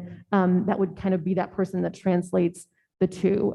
Is that a clear understanding, Executive Director DeCoste? Yes. As such, I would entertain a motion. I move to approve the job description as presented with the removal of the bullet point in regards to the Litchfield protocols and policies. I second. Hearing a first and a second, all those in favor? Aye. Aye. Any opposed? Nay. Mr. Honak votes nay. Motion carries. Moving on to agenda item 9D, the approval and new approval of new position and job description for the Executive Director of Academic Success, effective for the 2022-2023 school year. This will be presented by Superintendent Gunning.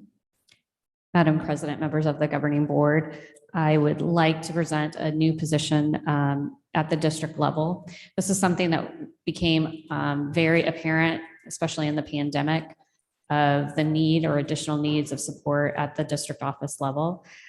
We became and still are in a reactionary mode the majority of the time and have little time to be as proactive as we would like to be.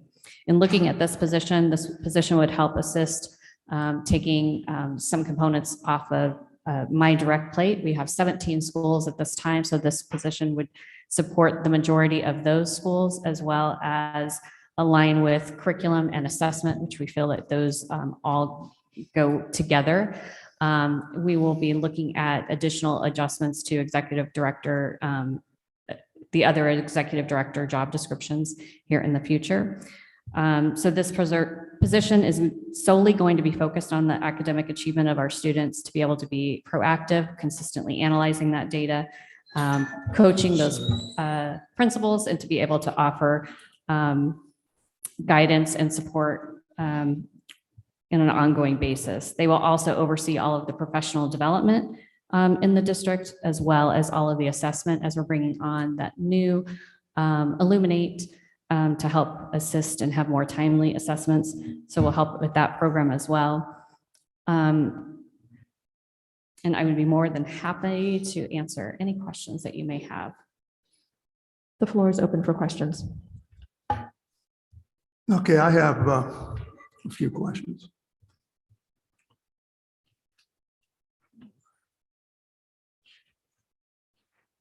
And thank you for making those recommended or those suggestions that you and I talked to. I ruined your Saturday afternoon, I know, but you ruined mine too, so. Sorry. Well, hopefully not. I don't think it was that bad of a conversation. All right. Okay, there's a couple of things. This to me is a position that we need in the school district.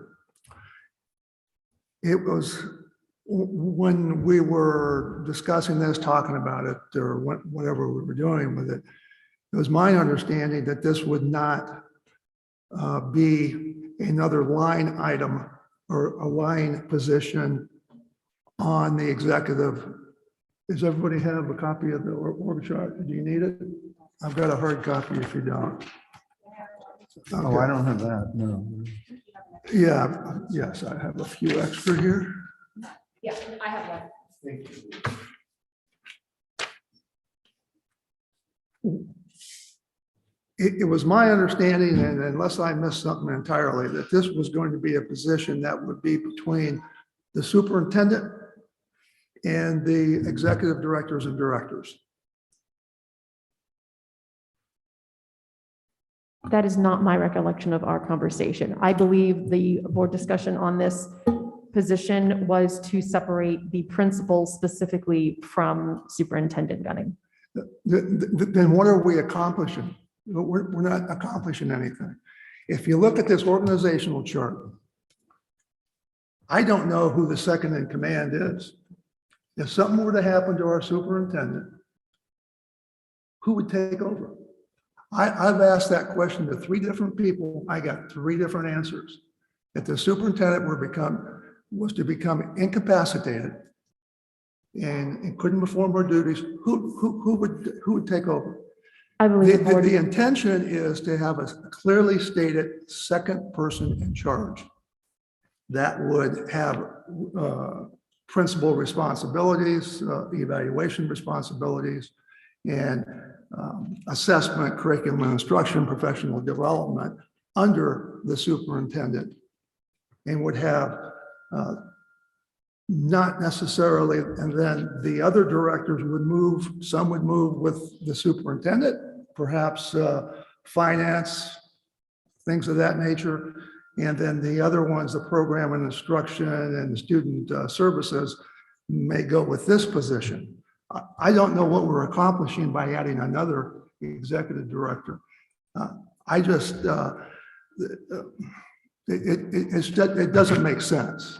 It doesn't make sense. We need, in this school district, at this size, 11,000 students, $100 million business, we need clearly defined who is the number 2 person in this district. And this, you can call it senior executive director, you can call it the chief executive director, you can call it the assistant superintendent for learning and leadership. I Googled today, spent 3 or 4 hours, and I went through similar school districts, Tempe, Littleton, and they have exactly this position as the second person in command, in charge. When I was in the military a long time ago, as a brand new second lieutenant, 21 years old, wasn't even 22, and I was an infantry platoon commander in Vietnam. It was clearly understood if something happened to me, my platoon sergeant would take over. Something happened to him, the senior squad leader would take over. There was no questions. I have questions on the org chart that we have here now. I've had since day one. This position should be between the superintendent and the other line directors or executive directors. If we don't do that, then we don't have a clear understanding of what we want. And I can't, at this point, support going forward with this without more discussion on what in reality we want as a board and what to ask the superintendent to do. And also I have some more recommendations on the job description, but no use going forward with that if we're not in agreement on where this position sits on this organizational chart. And we never should have been, this shouldn't have been brought to us if whatever the perception was with the superintendent, without a revised and proposed organizational chart for us to look at. Without that, I can't support this position. Could I comment? And then Dr. Dowling go on with his other things, just on what he was talking about, if I could. Superintendent Goody, you just said that, or somebody said, there's 17 schools, you can't be everywhere at once. And I'm in support of what Dr. Dowling is saying in another way. It's kind of, you got a president, you got a vice president.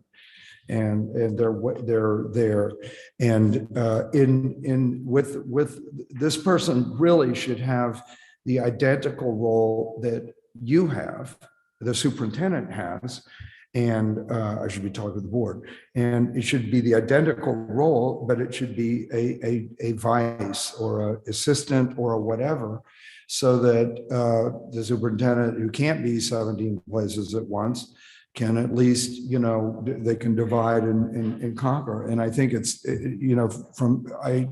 everything that Dr. Dowling said is 100% valid.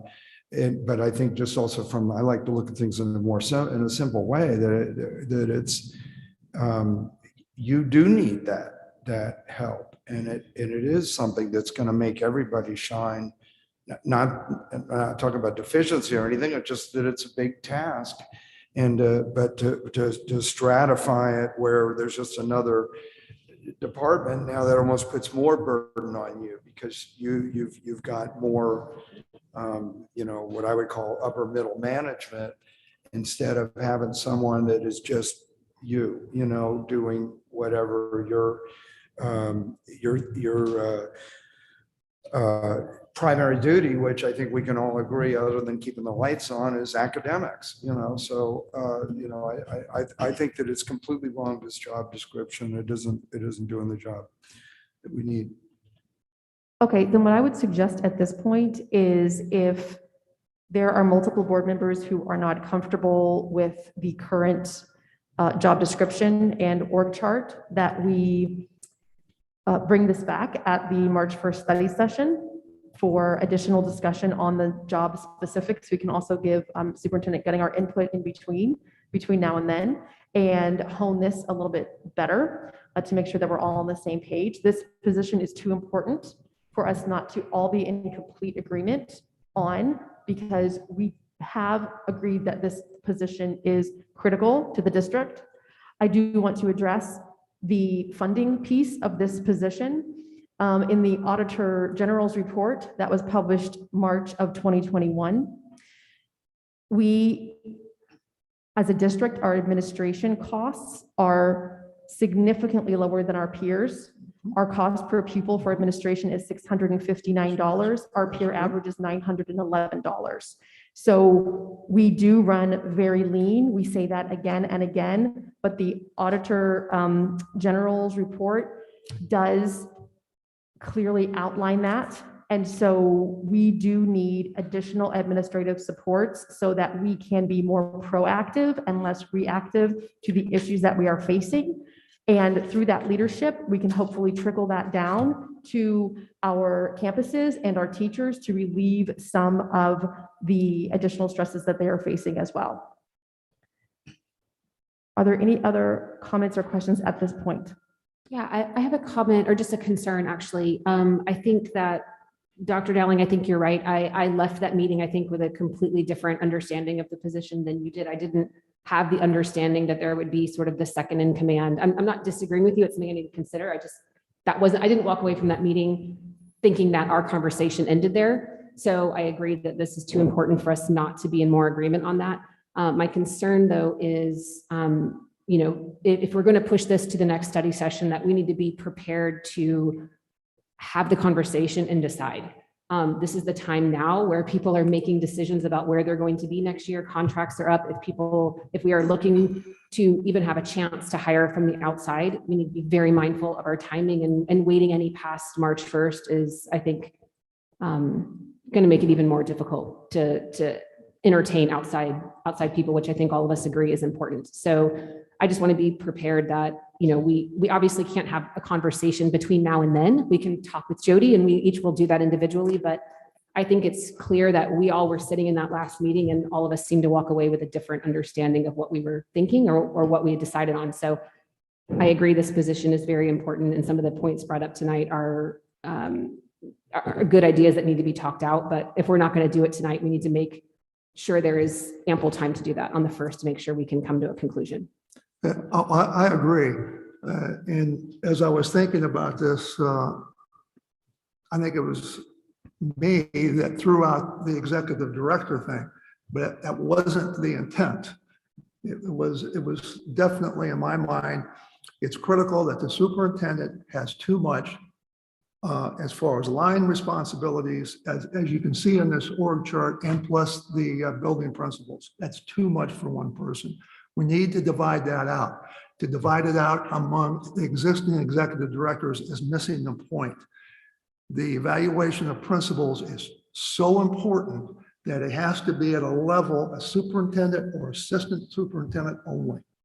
And that's how you get to continuity, and they could be as simple as the superintendent oversees the middle school principals, which are 4, and the assistant superintendent or the senior executive director, whatever this position is going to be called, would have the other ones and take some of the pieces from the other areas. But to have a complete package to us, we have to have a revised or recommended organizational chart so we can clearly understand responsibilities and what's taken away and what's going to this person here. And I still have what I consider a significant number of changes that I'm going to recommend.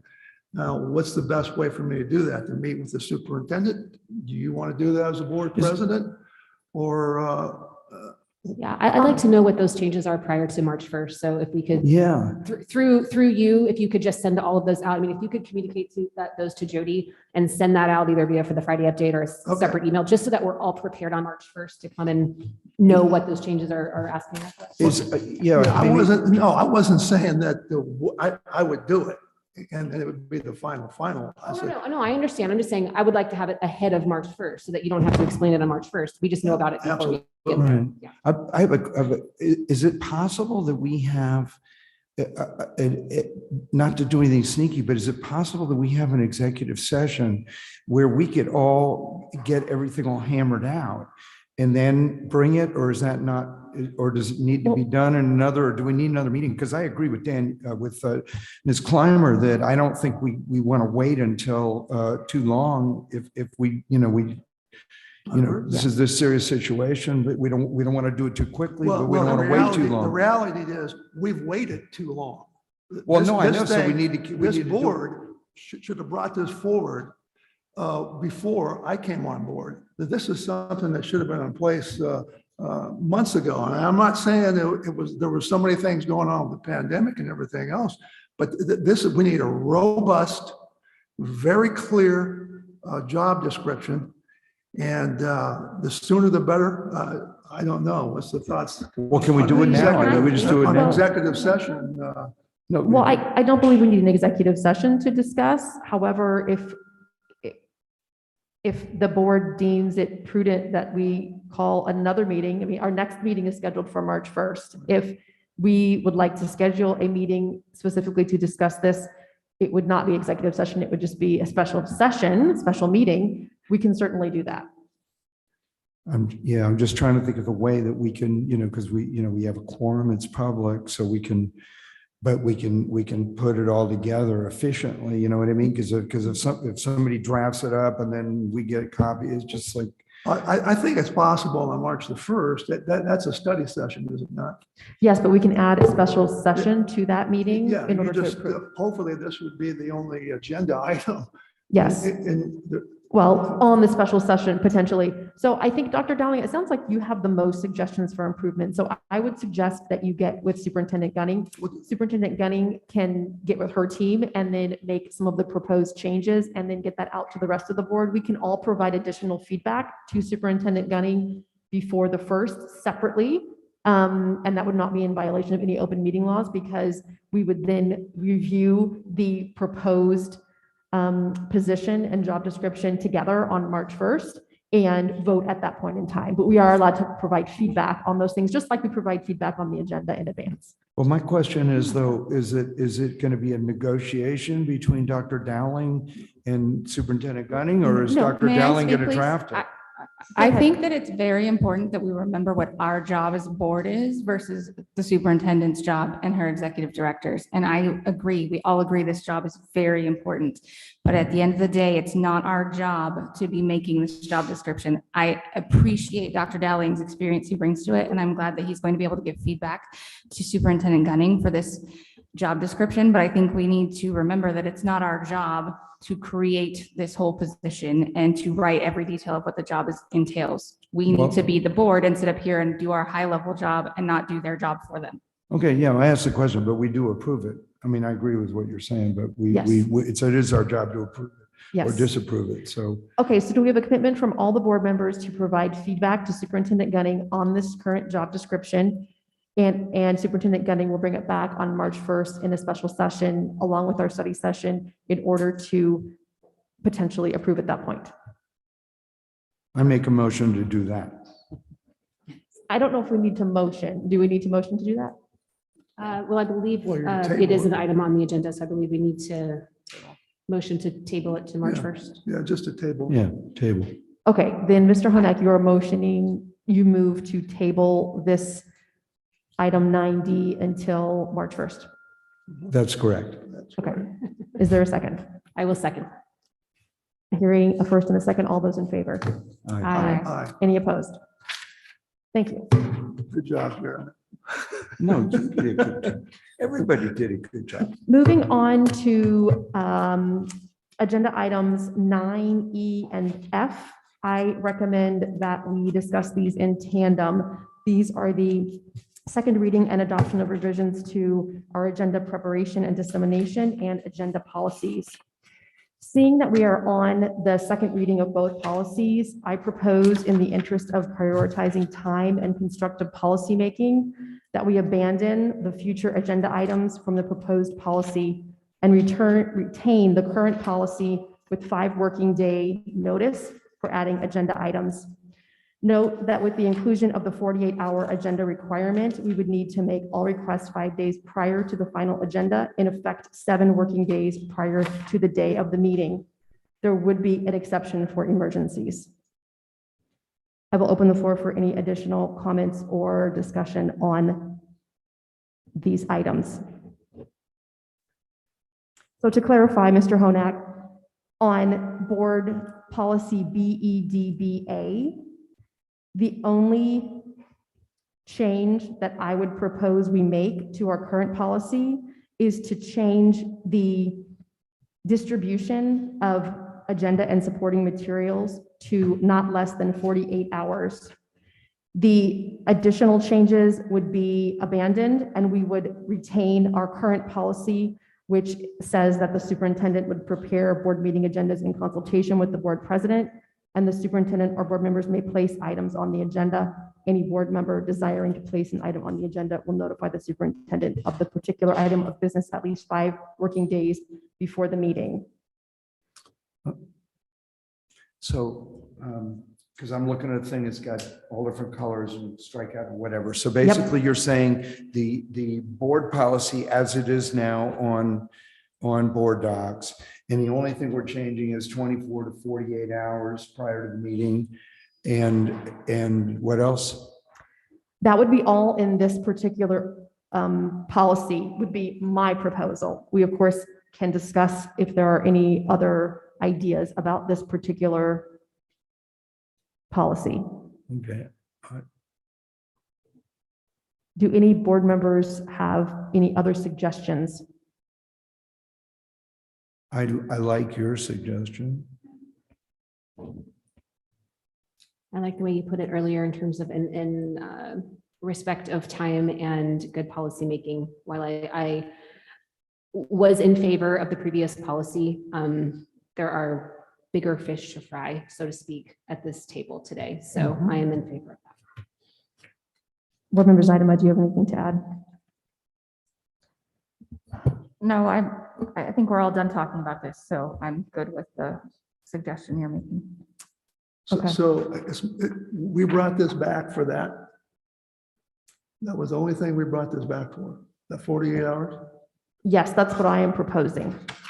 We're required to have a second read. This was Yes. coming back. Oh, this whether is a we had- second read. Yes, Oh, this I is thought second we read. tabled it. Okay. Yes. No, I'm we trying to were think, required to do that anyways. why Yes. would we have done that? Yes, this is a second read. So we're abandoning all the grand changes and we're pretty much just reverting to the original with the change of the 24 to 48.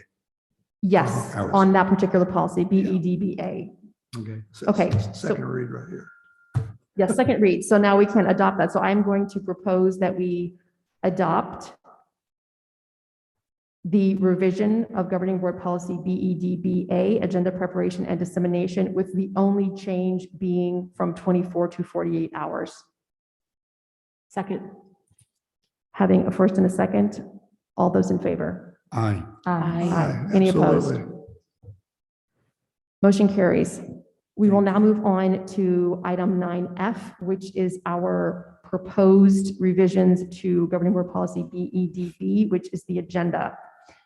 In relation to the prior adopted policy, I would suggest that the changes on our agenda reflect the moment of silent reflection on item C, and that we eliminate item I, request for future agenda items on our regular meetings, and item 3, request for future agenda items on our special meetings.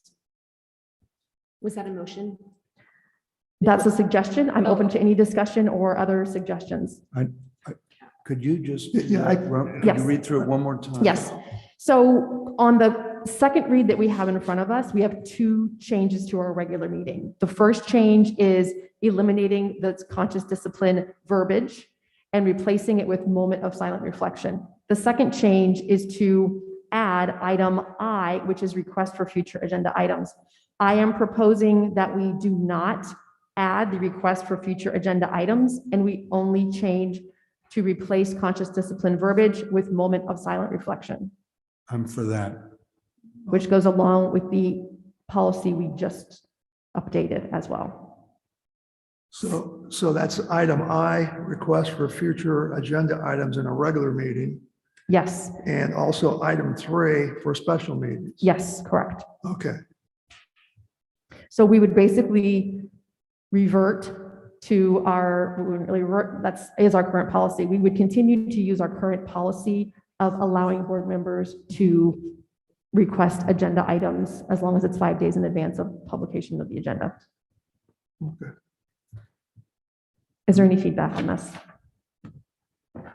I will move to adopt the revisions to the governing board policy BEDB, with the only change being to the Brain Start Smart to the moment of silent reflection. I will second. Having a first and a second, all those in favor? Aye. Any opposed? Motion carries.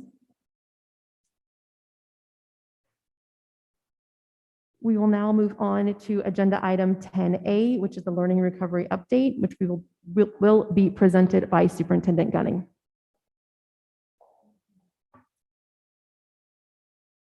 Madam President, members of the governing board, this is our monthly update on our learning recovery. As you can see, this is the same data that we had the last time. So we haven't had any additional benchmarks. We do have our students in the middle of math formative 2. So coming in March, we'll have additional math data for you. So just kind of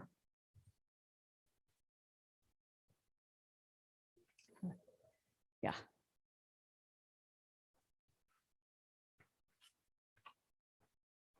I will kind of just walk through the different items. For you, there should have been like a little table. Down, yeah. Could you see that down, or is it up now? There we go. Okay, so update on the math curriculum adoption. We are in the final stages of this process. So we have been piloting 2 programs. We also had it up for review for public review. And our hopes is that we'll finalize that process and be able to bring a recommendation to you in March. Oops. The district math coach position, we are excited to say that we will be bringing the recommendation for that position to you in March. We did make an offer and the person accepted, I believe, yesterday afternoon. So we're in the final stages of that as well. And middle school mental health resources, they're at the planning stage of this. They're reviewing several options, of course, and they're also looking for compliance in relation to federal guidelines. Math aides for every school. We still currently have 13 positions open, so we're still working on this, currently recruiting and trying to fill those positions. The district math specialists, those positions have posted. We have currently 23 applicants, 13 internal, 13 internal, 10 external. I wrote internal twice. That they are beginning the screening process. They will be setting up interviews very quickly to fill those positions. And they will continue based on how many they're able to fill to continue to recruit if they're not able to fill all of them at this time. In regards to special education, they're going through the RFP process, looking at an Orton Gillingham program to support their intervention programs. And that is the same for our ELA intervention as well. Intervention programs for resource of our EL students, those they're ordering those supports this month. They're also in the process of ordering books for a book study for our EL educators. Special ed in tier 3, executive skill development and curriculum, they're going through the RFP process as well as in the professional development component.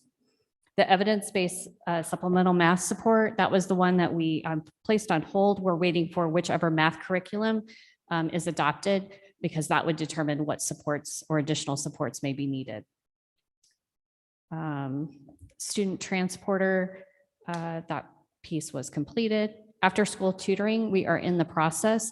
We have started after school tutoring in 7 schools. The other schools are working on recruiting and trying to find as many teachers as possible who are interested. So they are in that process.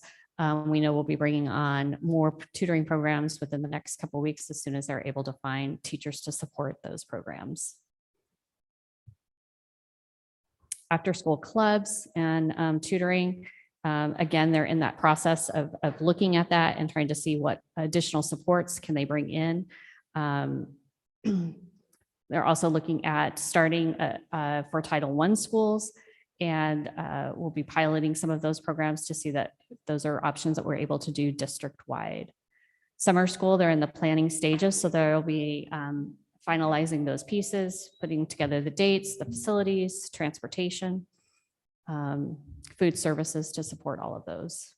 Professional development for each school, they're at the beginning stages of planning and have received a plan and a quote from Solutions Tree. So now they're just trying to make sure that they are aligning it all to district initiatives and of course, aligned to the learning loss and learning recovery. We grad the ASU parent classes formerly known as the Dream Academy. We have a second round that will be beginning here in March at L. Thomas Heck and Barbara Roby. ASU also has capacity to add additional parenting classes. So they'll be looking at that and they'll be meeting next month to determine if there's additional schools that they could add those to. Mango language license for families. They're in the process of ordering that program in February, along with Ready Rosie Early Literacy to help. These are supports for families for at home. We still have successfully hired all of our care room, our care supplies. They're reviewing those options that are available under the federal guidelines. So they're working on the next steps to place those orders. And then mental health professional development. They've been delivering in-house training to all of our behavior techs and behavior coaches. There's no cost there, but they'll keep this budget line item just in case there are additional needs in the future. And then the ESSER 3 set-aside grant. We still have not heard back. We applied for that at December 10th, and we have not heard anything back on any updates in regards to that. So that's still sitting in the red until we have further guidance. Any questions? The Mango language and the Ready Rosie, are those are they apps that can be run on phones, or are they for computers, or what?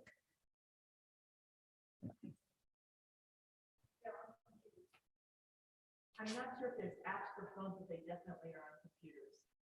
Where I the think parents. it's really important that they could be apps on phones, because as we talked about it, you know, with a lot of people out there, they don't either have internet or they don't have laptops or computers of any kind, but everybody's got a smartphone. And I think it's really, really, really, really, really important, because the people that need it the most are the ones that don't have, probably are more likely to not, I see nodding heads, you know, that are more likely to not have, you know, internet and whatever, they're struggling and whatever, but they got phones and you know, I see everybody around with phones that give kids to their babies to look at, you know, I don't know why they do. It's just, We can check to see if there is an app, but also if a child is in need to bring home a computer, they can always check one out. Yeah, but if they don't have the Wi-Fi or they don't have, We also have hotspots available too. okay, well, cool. So we were able to help support Still, I that. think it's. That was one of the positives Yeah, of the we go check, pandemic. and a lot of times, I mean, everything you get Dish, you know, Dish TV or whatever, and hey, here's the app for free, you know, or Sirius XM or whatever. So I would think that a smart company would throw that in. Superintendent Gunning, we chose to spend some of these funds on Edgenuity, which is a program that our students who are in quarantine and isolation do have the opportunity to use. Can you tell me a little more about what our current utilization rates are for that program? Yes, and I think I just left that paper. You have it handy right there. Tina. While you're getting that, a quick Google search, netted Mango language is available on, at a minimum, Apple devices. So iPad, iPhones, that kind of thing for apps. So I'm assuming that they have it for Android, et cetera, but that was a very quick Google search. So anyway, great question, Jeremy. So in Edgenuity, the current usage over the last 28 days is we had 4,900 total student logins, which averages about 307 students accessing Edgenuity every day. For the 21-22 school year to date, they've had over 13,900 logins.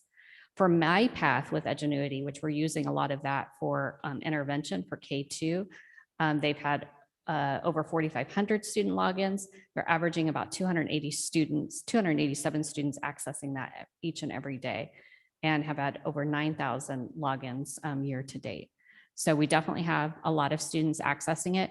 We always give families options as far as for Edgenuity. Of course, if their child is being quarantined, they have that option. We encourage that. We do have some families that request something different, but 307, if you think about on average about 400 students, if you look at our dashboard being out, it's pretty good access. So we have a lot of people accessing it. So it's been highly used. Great. But you know, it's good, but it's a small percentage overall. And so I don't know whether you can give out gold stars or, you know, I mean. Well, it's a high percentage for the students who are, yeah. Yeah. Yeah, I believe this was specifically instituted so that we could have lessons that correlate with the standards that we're teaching on our path, on our map that we use for those students who cannot come in person to school. So isolation and quarantine. So I think that's what Superintendent Gunning is correlating those numbers with the average daily usage to say that our students who are in quarantine or isolation are able to utilize this product. So it was our hope as the board to be able to offer more consistent programming for those students that could not come in person. So I think that is a win. Would it be great for more students to use the program? Definitely, because it's available to all students. Superintendent Gunning, I have one other question that kind of has two parts. I know part of the strategy for the learning recovery is not only our after-school tutoring, but also our summer school program. Can you tell me what the status is currently of our tutoring and about how many of the expected amount of tutoring is currently already in place and where we think that number is going to go? And then secondly, when it comes to summer school, how does Governor Ducey's summer school program that he is touting align with what our summer school program is, if we know that? I'll bring up John Scudder because he has all the details. This is his specialty. We should push it. Madam President, members of the board. Madam President, can you repeat the question, please? So my first question is about tutoring. So tutoring is one of our big strategies to help with recovery of the learning loss. Where are we right now in the implementation between haven't started and fully implemented with where we want to be with our after-school tutoring? I'd say we're about 30% in. We have 7 schools currently doing tutoring. I would say by next Friday, we'll be doing tutoring at all schools, but we're going to keep adding it as certified staff becomes available, if that makes sense. Okay, great. So we're off the launch pad and we're going full steam ahead, and we will be fully implemented or at least have some offerings at every school by mid-February. Correct. Excellent. Okay, my second question is about. Kim, I'm sorry, just while you're still on that tutoring, it seems like what you're saying, but not saying, but kind of saying is that we have probably a lack of certified teachers that are available or want to take on this opportunity. Are there any outlets that we can exercise maybe outside of our current staff if they're not available or don't want to, for whatever reason, do this? Is there another sort of pot at the end of the rainbow, right, that's going to come in? And I know teachers are few and far between right now that are not currently working, but what are our opportunities to bring other people in if our staff can't or doesn't want to do it? Yes, there's currently an RFP going through our purchasing department to look at an outside vendor to help with that. But I would say it's too soon to say that we don't have enough certified staff to do it. There's a lot going on at the schools, as you mentioned. So I think we'll have a better sense of that in about 2 to 3 weeks to see how many people are willing and able to tutor for the remainder of this school year. Okay. Yeah. I mean, it's a big commitment. So I don't blame anyone for not wanting to take on another role or something else. So that's completely understandable. They're taxed as it is. So just looking to what's our other opportunities if that arises. So thank you. Thank you. The second part of that question is related to summer school, because I know that that's another kind of integral, kind of extra piece of time that we would have with some of our students to help with this learning recovery.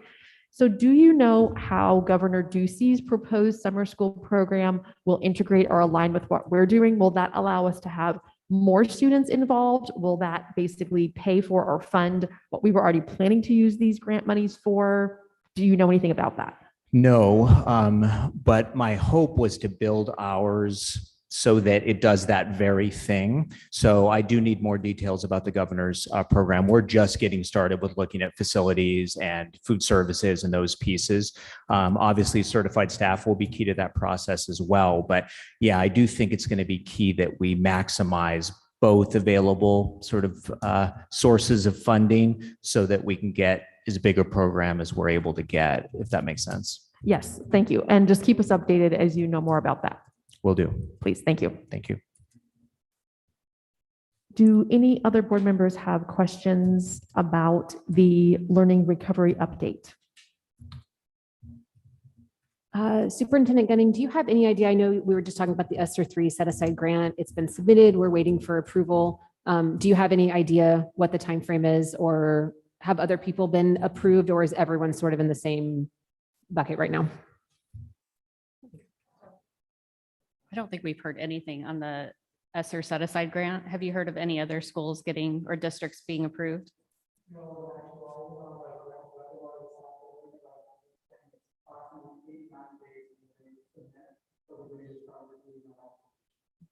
Okay.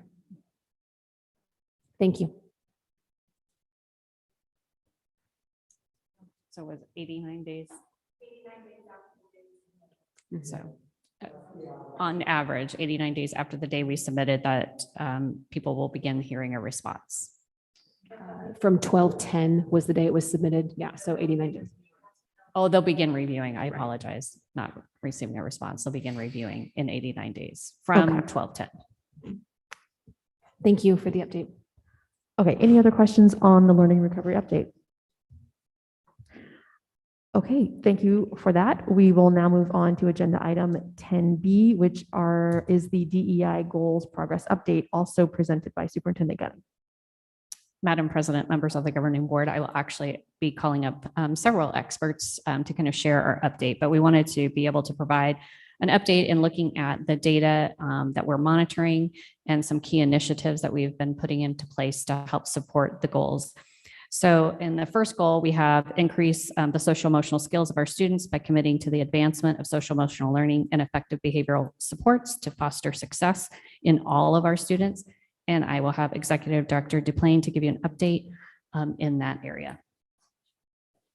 Okay, so as we know, we were looking at what we're currently doing and how to extend our training and go deeper with that. Because one of the things we know is that the research shows that if our culture increases, if we're providing a safe environment where children feel connected, that we should see their academics go up as well. So what we were diving into with our teams is looking at our multi-tiered system of support, which is for tier 1, we have increasing the culture, making sure we're prioritizing relationships and connections with our children.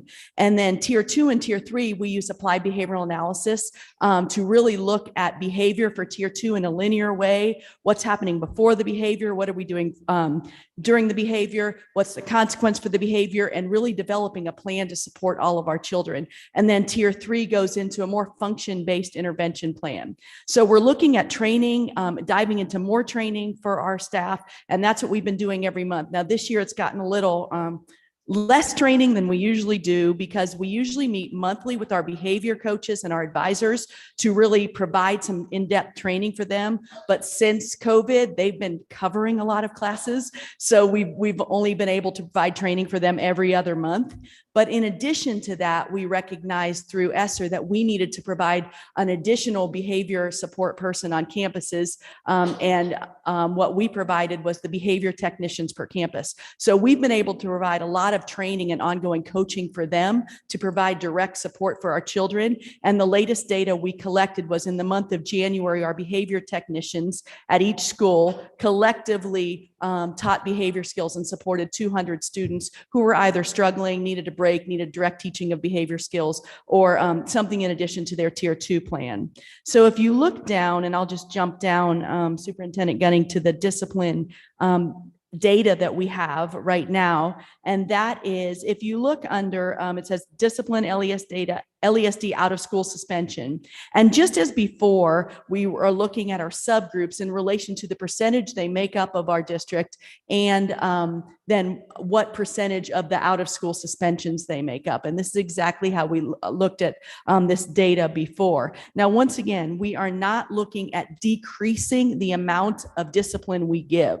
We are looking at alone. We're not looking at that alone. We are looking at what supports are we providing in the environment to eliminate or decrease the behaviors that would warrant a discipline. So that's what we're focusing on, the behaviors, the environment, and how to support the behaviors. So if you look at the data, you can look down and see the first thing, for example, Hispanic, the LASD total, they are 45% of our population, and the OSS total is 42%. Once again, our goal would be to eliminate the behaviors that necessitate a consequence for all of our students, but we want to make sure that none of our subgroups are overrepresented within the out of school suspension. Executive Director Duplain, what I think would be helpful in the presentation of these goals and the progress would be to have a comparison, like we do with our academic scores, of the historic number and then the current number. I do appreciate you including the current discipline numbers, but we weren't given a time frame for that specifically. So I just think that would be helpful overall to see if progress has been made and be able to see what the impacts of the training that we're doing has on our student population. And I agree. Superintendent Gunning and Gina DeCosta and I spoke about that as well. So we'll be meeting with Brian to sharpen this presentation as we go forward to ensure you can see the progression. Great, thank you. I got a question. Yes. So I'm looking down here and all the percentages seem to more or less line up. They're a little bit more Black students, but then all of a sudden when you get down to boys, yes, well, we just should like not have any more boys because they're like 81%, right?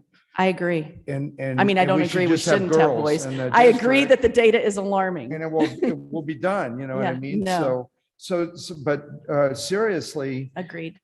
You know, boys are more, you know, yeah, they're guys, right? I guess, although our society seems to not want to recognize that. But I think that's very concerning, that situation. And the reason is because it seems to me that our culture and our school and everything else seems to want to demasculize and demonize men, you know, and men characteristics. And I think that has a result of making a lot of guys sort of repressive and frustrated. And, you know, I'm not a psychologist, but I think minds much greater than mine are saying this. And I would have never brought it up except for that I looked down these figures and man, it's like double, you know, and with women or females, it's half. It is alarming. It's Board Member alarming. Honak, it is alarming. And I was at a training today, a safety training put on by MCSO and ABEC, which is our Behavior and Arizona Behavior and Education Coalition. And they were talking about just this. It was a safety conference, but they were talking about discipline and culture and things as well. And that is one of the things that they brought up. And one of the things that we've noticed in our schools, prior to this data this year that we've got to do better. We've got to learn more. What are we doing? And so we need to dive into this. And so when we are presenting this data and when we're looking through this data, this is a call to action for us to dive in deeper. I know that Verado Elementary School targeted that last year because they weren't disproportionate in their discipline in any other subgroup besides boys and girls. So they dove into that and they started learning and they're still in the process of doing that. But we all need to do that as well with this data. Yeah, because this is a major problem because we're seeing in our society basically that males are, for many reasons, and they're a mess. Okay, I mean we got crime, we got this and that, we got. I think that's. I think that I'm not a big social emotional learning fan, at least the way that it's done. And I think that with the problem with conscious discipline is it puts so much focus on your feelings as opposed to, life is tough. Sometimes, it's just, you face life, reality in life is you're going to have big problems, and to try to candy code and everything and try to turn it into people's feelings rather than, suck it up and get to work. And is I think is a big mistake in our culture, and we're seeing the result in it in people not having graduates from college. I mean, they have no incentive to go out and they just want to be dependent. And I know I'm not expressing it well, but it's all over the place. You got to be a moron to ignore this. And I think that I don't see the social emotional, I don't see it really addressing, because I think that's a massive problem. And I think the same problem is with women too. I think women are not feeling their potential at all. They're being crammed into something that just doesn't fit the way that they are. Come on, genetically, I mean, biologically, women are just plain different than men. And we're seeing it right here with these numbers, and these numbers are jumping out. We don't need it. We don't need Mr. Owen to go and do any more statistics from my book, because they're jumping off the page right here. And that I think is some soul searching that needs to be done here. I'm not sure Mrs. Happy Face with the conscious discipline has a clue on this one. I think we got to look somewhere else. I would just like to interject two things related to that. The first being that I would offer a suggestion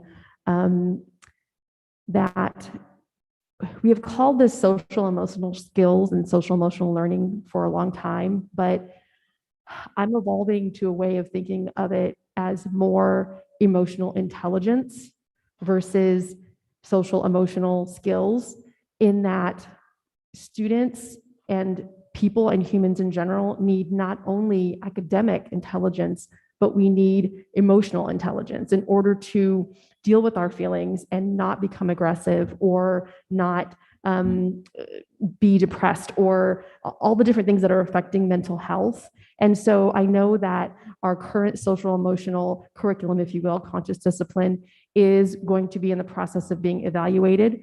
And we're going to look at that program and look at what some other programs are that are potentially out there. But I am 100% in favor of this district doing what we can to instill emotional intelligence in our students, because that's going to help them to be ready to learn and to be able to interact with their peers and their teachers in a productive way. And I believe will decrease the discipline rates that we see. Well, I think I agree. And I'm not saying ixnay social emotional learning and all we're going to do walk in is do math and reading and history at all.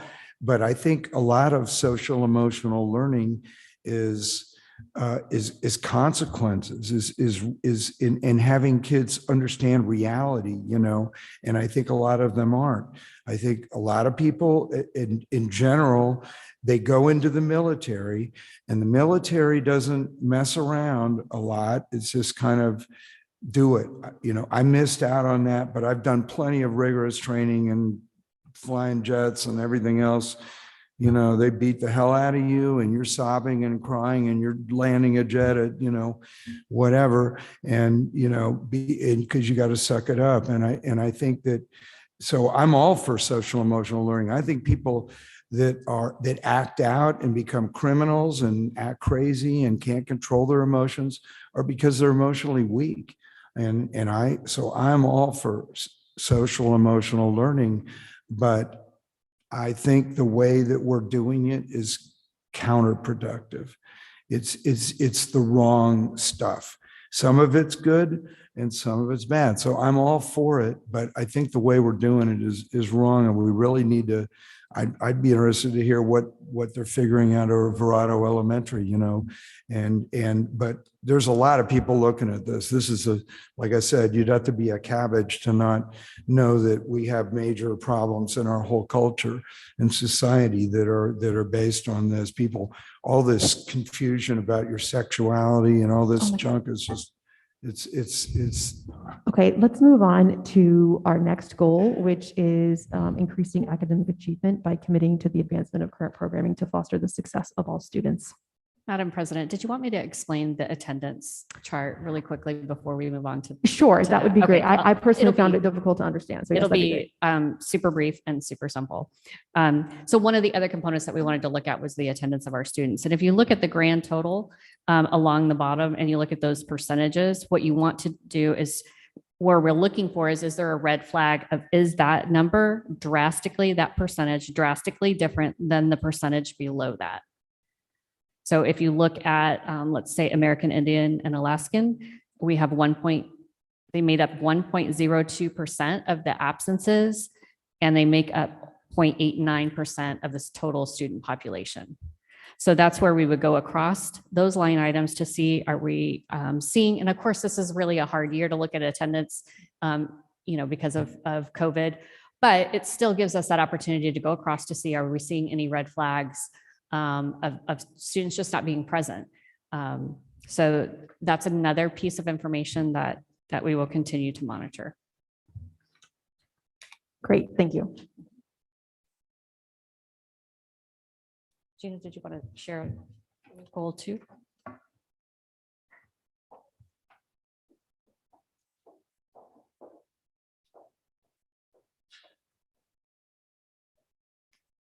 Okay, and then the update that we have on increasing academic achievement by committing to advancement of current programming to foster the success of all students. So focusing on student engagement with Kagan, 7 of our schools were able to complete their round 1 of coaching during the first quarter of school. Unfortunately, Kagan professional development is not able to happen in January due to the uprising of COVID because it was supposed to be in person. So but other schools are still working on it. It was one of those things that we met with principals and talked about. There's some must-dos and some things that maybe you could give a little bit of time, because we had set deadlines and we had an implementation plan for our Kagan coaching to happen this year. But given all of the stress and the circumstances of the teachers and not being able to always put kids in close groups and things like that, we sort of gave them some leeway on that. And that's why all schools have not completed that as of yet. Teachers, principals are scheduling their solution stream math training, which they're super excited about. We also have had some math training for our instructional coaches that has been going on, professional development that they're then providing to their teachers on their campuses.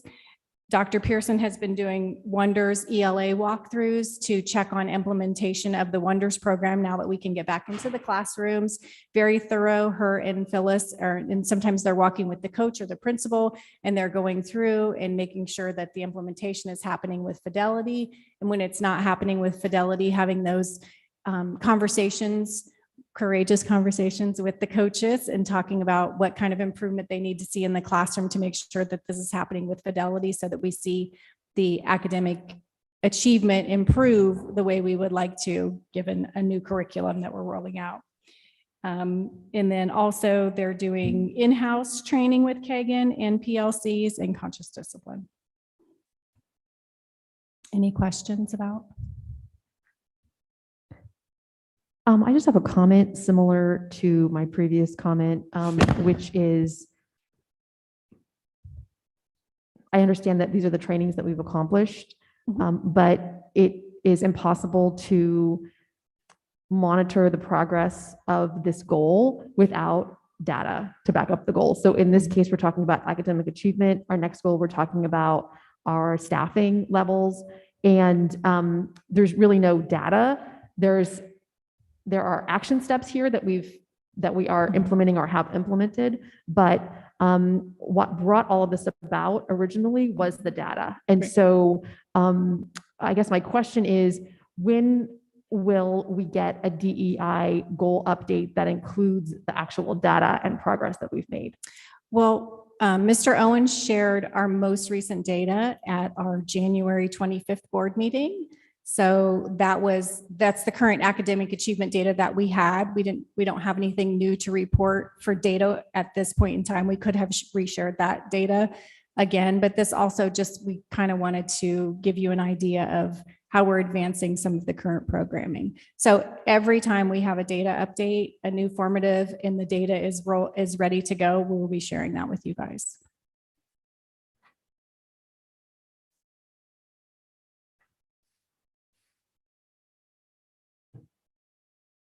Do any other board members have comments or questions on the academic achievement piece of the DEI goals?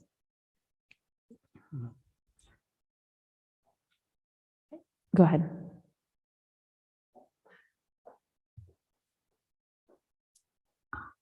The next goal was attract and recruit robust and diverse pool of candidates, retain a diverse and talented and effective staff. So here are some of the components in which we have worked with adding the U of A Pathways program, the International Teach Alliance, which we're just in the process of right now. So that would affect us for next school year. Hosting and attending a lot more job fairs than we have in the past. So we had our support staff fair, we had a GCU career fair, we had a support staff job fair just in January. We will attend the ADE teacher job fair at the end of this month, as well as our own LESD in-house job fair. I do have data for you that I will send to you in your Friday update of the actual staffing ratios that we have.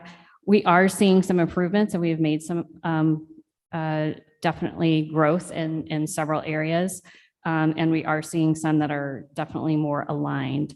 So some areas that we saw of improvement was an increase in the Hispanic certified staffing, as well as maintaining and the retention component of our Black and African American staff,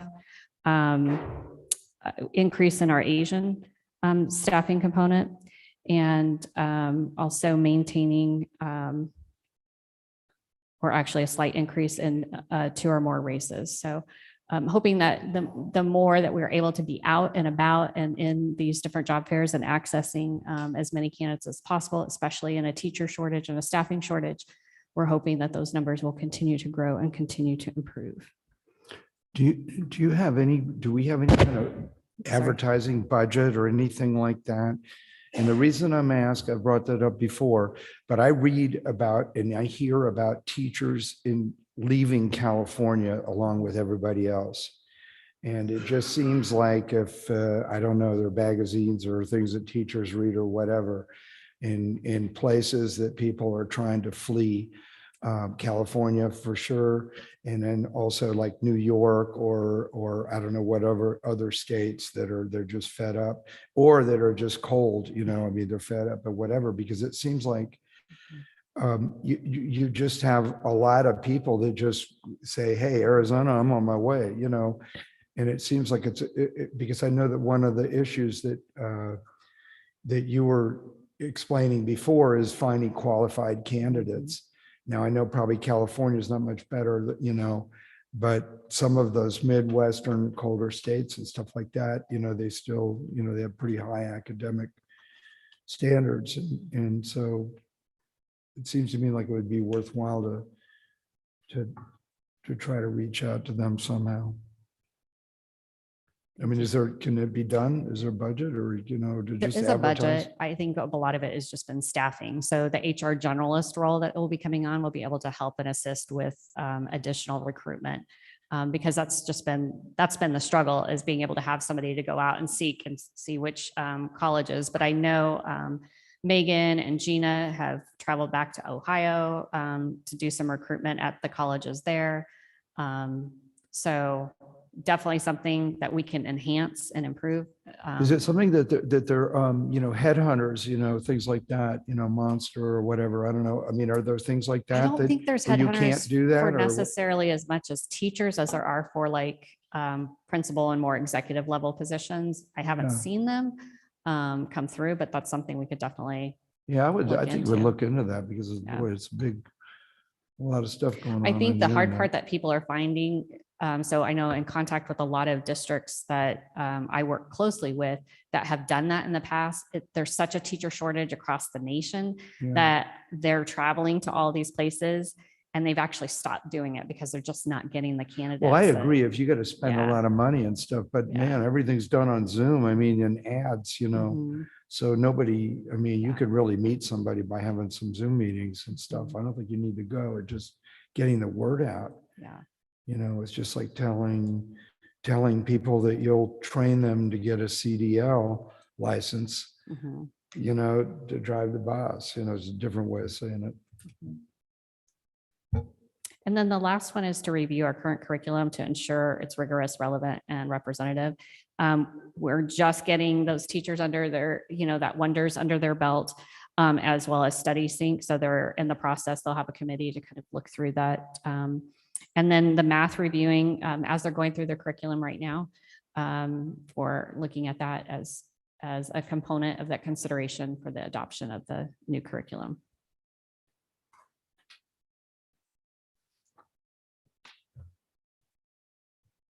And like Megan said, and Gina said, that we're trying to figure out how to correlate all of this, because I think maybe some of it or components of it, we can link directly to our learning recovery as well when we're looking at academic performance. So I think there's pieces that they're not all separate, because I know it's hard to be looking at everything in all these separate little components. And we're even having a hard time keeping up with all the different charts and data points that we've ran over even the last 30 days. So it's something we can definitely do. And when do you think would be a good timing to bring another presentation and update to the board with additional data? Well, I think what we could do is for the academic, every time we have an academic component, I think we just need to include not only the general academic, but also by subgroups, that we have that piece. And then I think for the other ones, I would say probably like a May or June, when we have our end of the year, like AZ Merit or AASA. I'm trying to keep up with all the acronyms that we have. And then we would have the end of the year, like discipline data, that type of thing. And also would have a good idea for our teacher retention and staff retention at that time. Okay, sounds good. Thank you.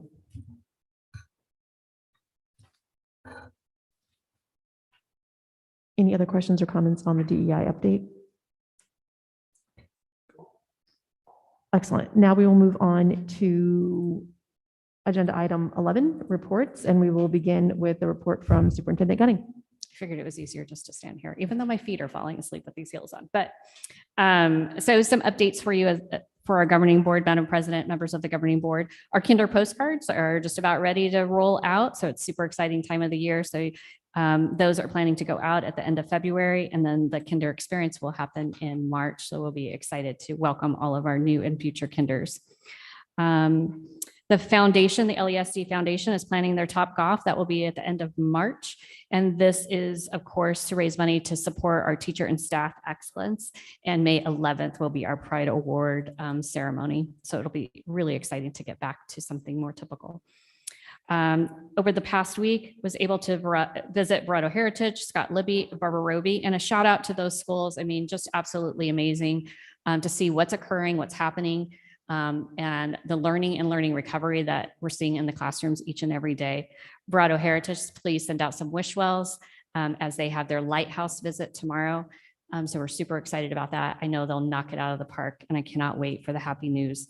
But I was at Roby, just kind of there to help out, and it's a fine-tuned running machine, and it was nice because all I had to do was go around and visit classrooms. So it was a very pleasant day, and great to see all of the learning and all of the happy teachers on that campus. Also, I'm a part of the Microsoft Data Center Community Advisory Board, and over the last, I think we met just about 2 weeks ago, and we awarded $150,000 in grants to West Valley community members and groups to help support students, families, and senior community members in the West Valley. Also attended the services for Mayor Lord and Jose Montanez, as those two individuals have left a huge void in our lives, and know that unfortunately we have additional services that we'll be attending here in the future. We had our support staff job fair at the end of January. We had 30 attendees attend, so we were super excited about that. 15 people applied, and we were able to offer immediately within days after that for people. So it was an exciting time. And then we have our job fair coming up at the end of February. It'll be at Palm Valley, 9 to 11. So please definitely let Amy know if you'd like to attend and come and check it out.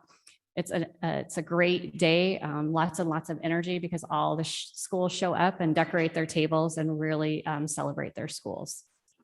And I'd be more than happy to answer any questions. Any questions for Superintendent Gunning? Well, thank you. Thank you. We will now move on to reports from the governing board members. Mr. Honak, you have the floor.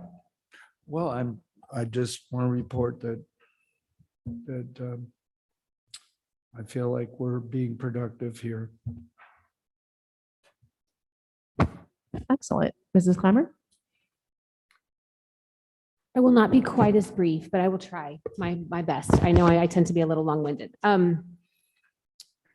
Just want to say a couple of quick things that I was able to do this month that I think were really exciting. First, I attended my first education foundation meeting as the new liaison that was elected in January. So thank you again to the board for entrusting me with that position. The group was very welcoming. I'm excited to see the progress they're going to make. They have a fundraiser coming up and lots of really great things with Pride Awards and teacher and student support throughout the year. So I'm excited to be a part of it again.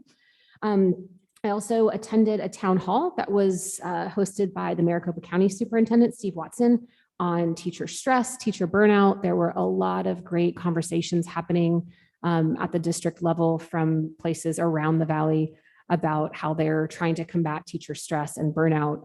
It is a very difficult topic, obviously, to get our arms around, but it was nice to hear ideas from, across the valley. And there were teachers, there were parents, there were community members, there were district administrators, everyone on the call. So it was a good array of people. And I think we at least learned that we're not alone, and that there are some really good options out there and resources. So hopefully the district will continue to work on that effort.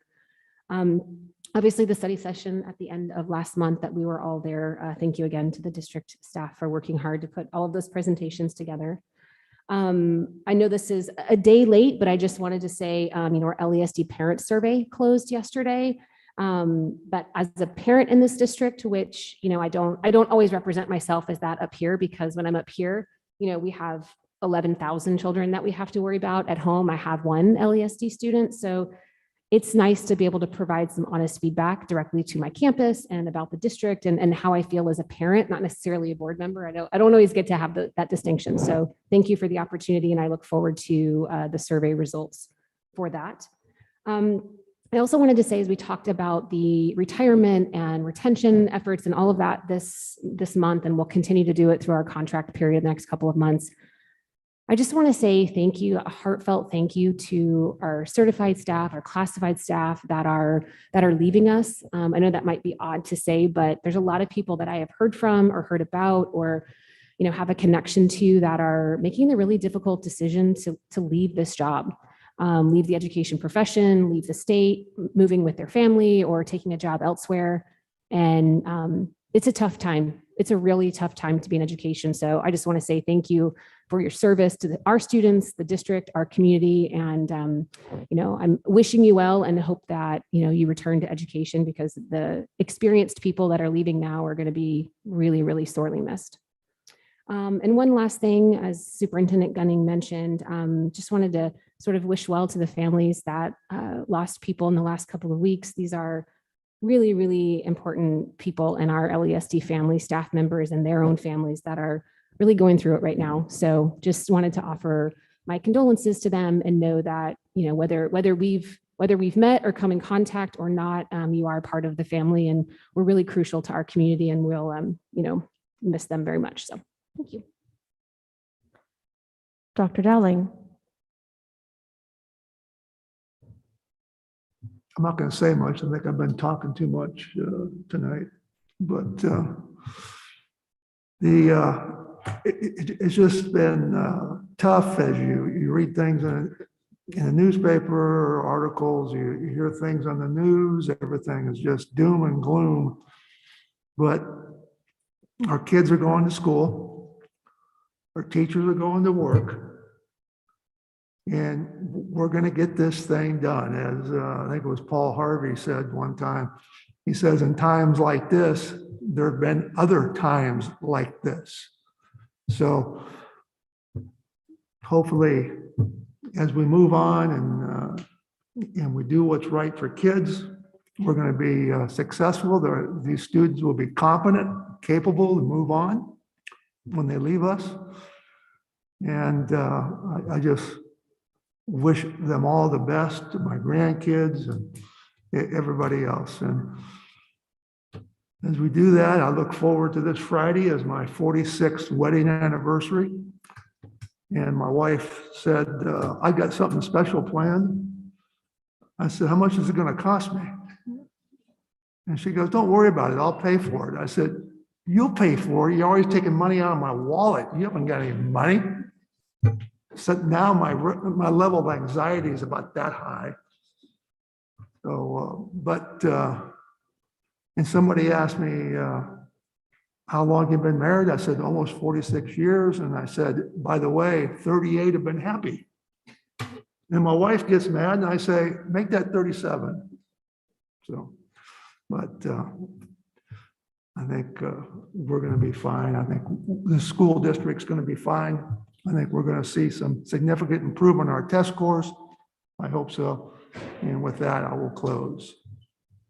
Well, congratulations, Dr. Dowling, on your upcoming anniversary. Board members, Idema? I attended, this was a busy month, which is good. Last month was calm, holidays, it was good. But now we're back to business. We had the superintendent evaluation, and I appreciated the professional behavior from everyone on our board. It was a refreshing change to some of our meetings. I also attended the teacher town hall that Steve Watson put on. We saw several community members actually from our community that were on there, as well as I know Ms. Clymer was on there, several district members were on there. It was very eye-opening, just the amount of stress that our teachers are feeling right now and where they're feeling it from. So I'm hoping that our district admin were able to get some good information from there and be able to come up with some ways to help alleviate that stress. I'm hoping that us as a board can work with them as partners in helping to remove some of the stresses that they are having to deal with during this unprecedented time. I attended the study session as well. Those study sessions when Brian Owens presents all this information is very, very illuminating. It's just so much information that it's hard to digest, but it's great information and we learn a lot. And I really appreciate that we get to have those several times a year. I am feeling cautiously optimistic that we're going to see a lot of growth here. I know we saw that last year. We thought it might not be that bad, and then it was worse than we thought, but I am feeling a little better now that our kids are in school, in person, getting that in-person instruction with their teachers. I think we're going to see a really good amount of growth from our students, probably the most we've ever seen, hopefully, fingers crossed. I also was able to do, ASBA does these Wednesday webinars, which are great because they're 1 hour and it covers a variety of topics. And if you don't get to make it, then they email them to you. So it's really great. I appreciate that Amy signs us up for all of them because there's a lot of times as a mom of four, three that have different activities all the time. I can't necessarily make them at the time, but the most recent one I was able to do was about communication with the board. And it was just helpful to see that everyone's kind of dealing with communication problems and ways to deal with communication, and making sure that you are going in with an open mind to listen to people and what they are saying, and not with your own agenda ahead of time. So that's something that I think everybody needs to work on. Myself will work on as well. I have had a couple of chats with our superintendent, which has been nice to just kind of see how things are going, how everyone's feeling, try to get the pulse. I probably am the one that cares a lot about how everyone's doing, want to make sure everyone's okay. And then also, in addition to all of that, I think the other things that have been going on is, since then, we've had Ducey's State of the State address, which I feel like everybody in education was watching and looking to see what was Governor Ducey going to say about education. And one of the things that I feel like he missed is a really, really ticking time bomb that's coming for schools in our entire state. Is he didn't really talk about how he plans to deal with the aggregate expenditure limit that we're going to hit. And if the legislature doesn't do something very soon, we're going to look at cutting $1.1 billion out of education. And that means $11 million out of the Litchfield district this year in March. So I am hoping that our legislature gets on board and does something very soon, because there's only 22 days to solve this problem, so that our schools don't have to have these drastic cuts that are going to impact every student across our state.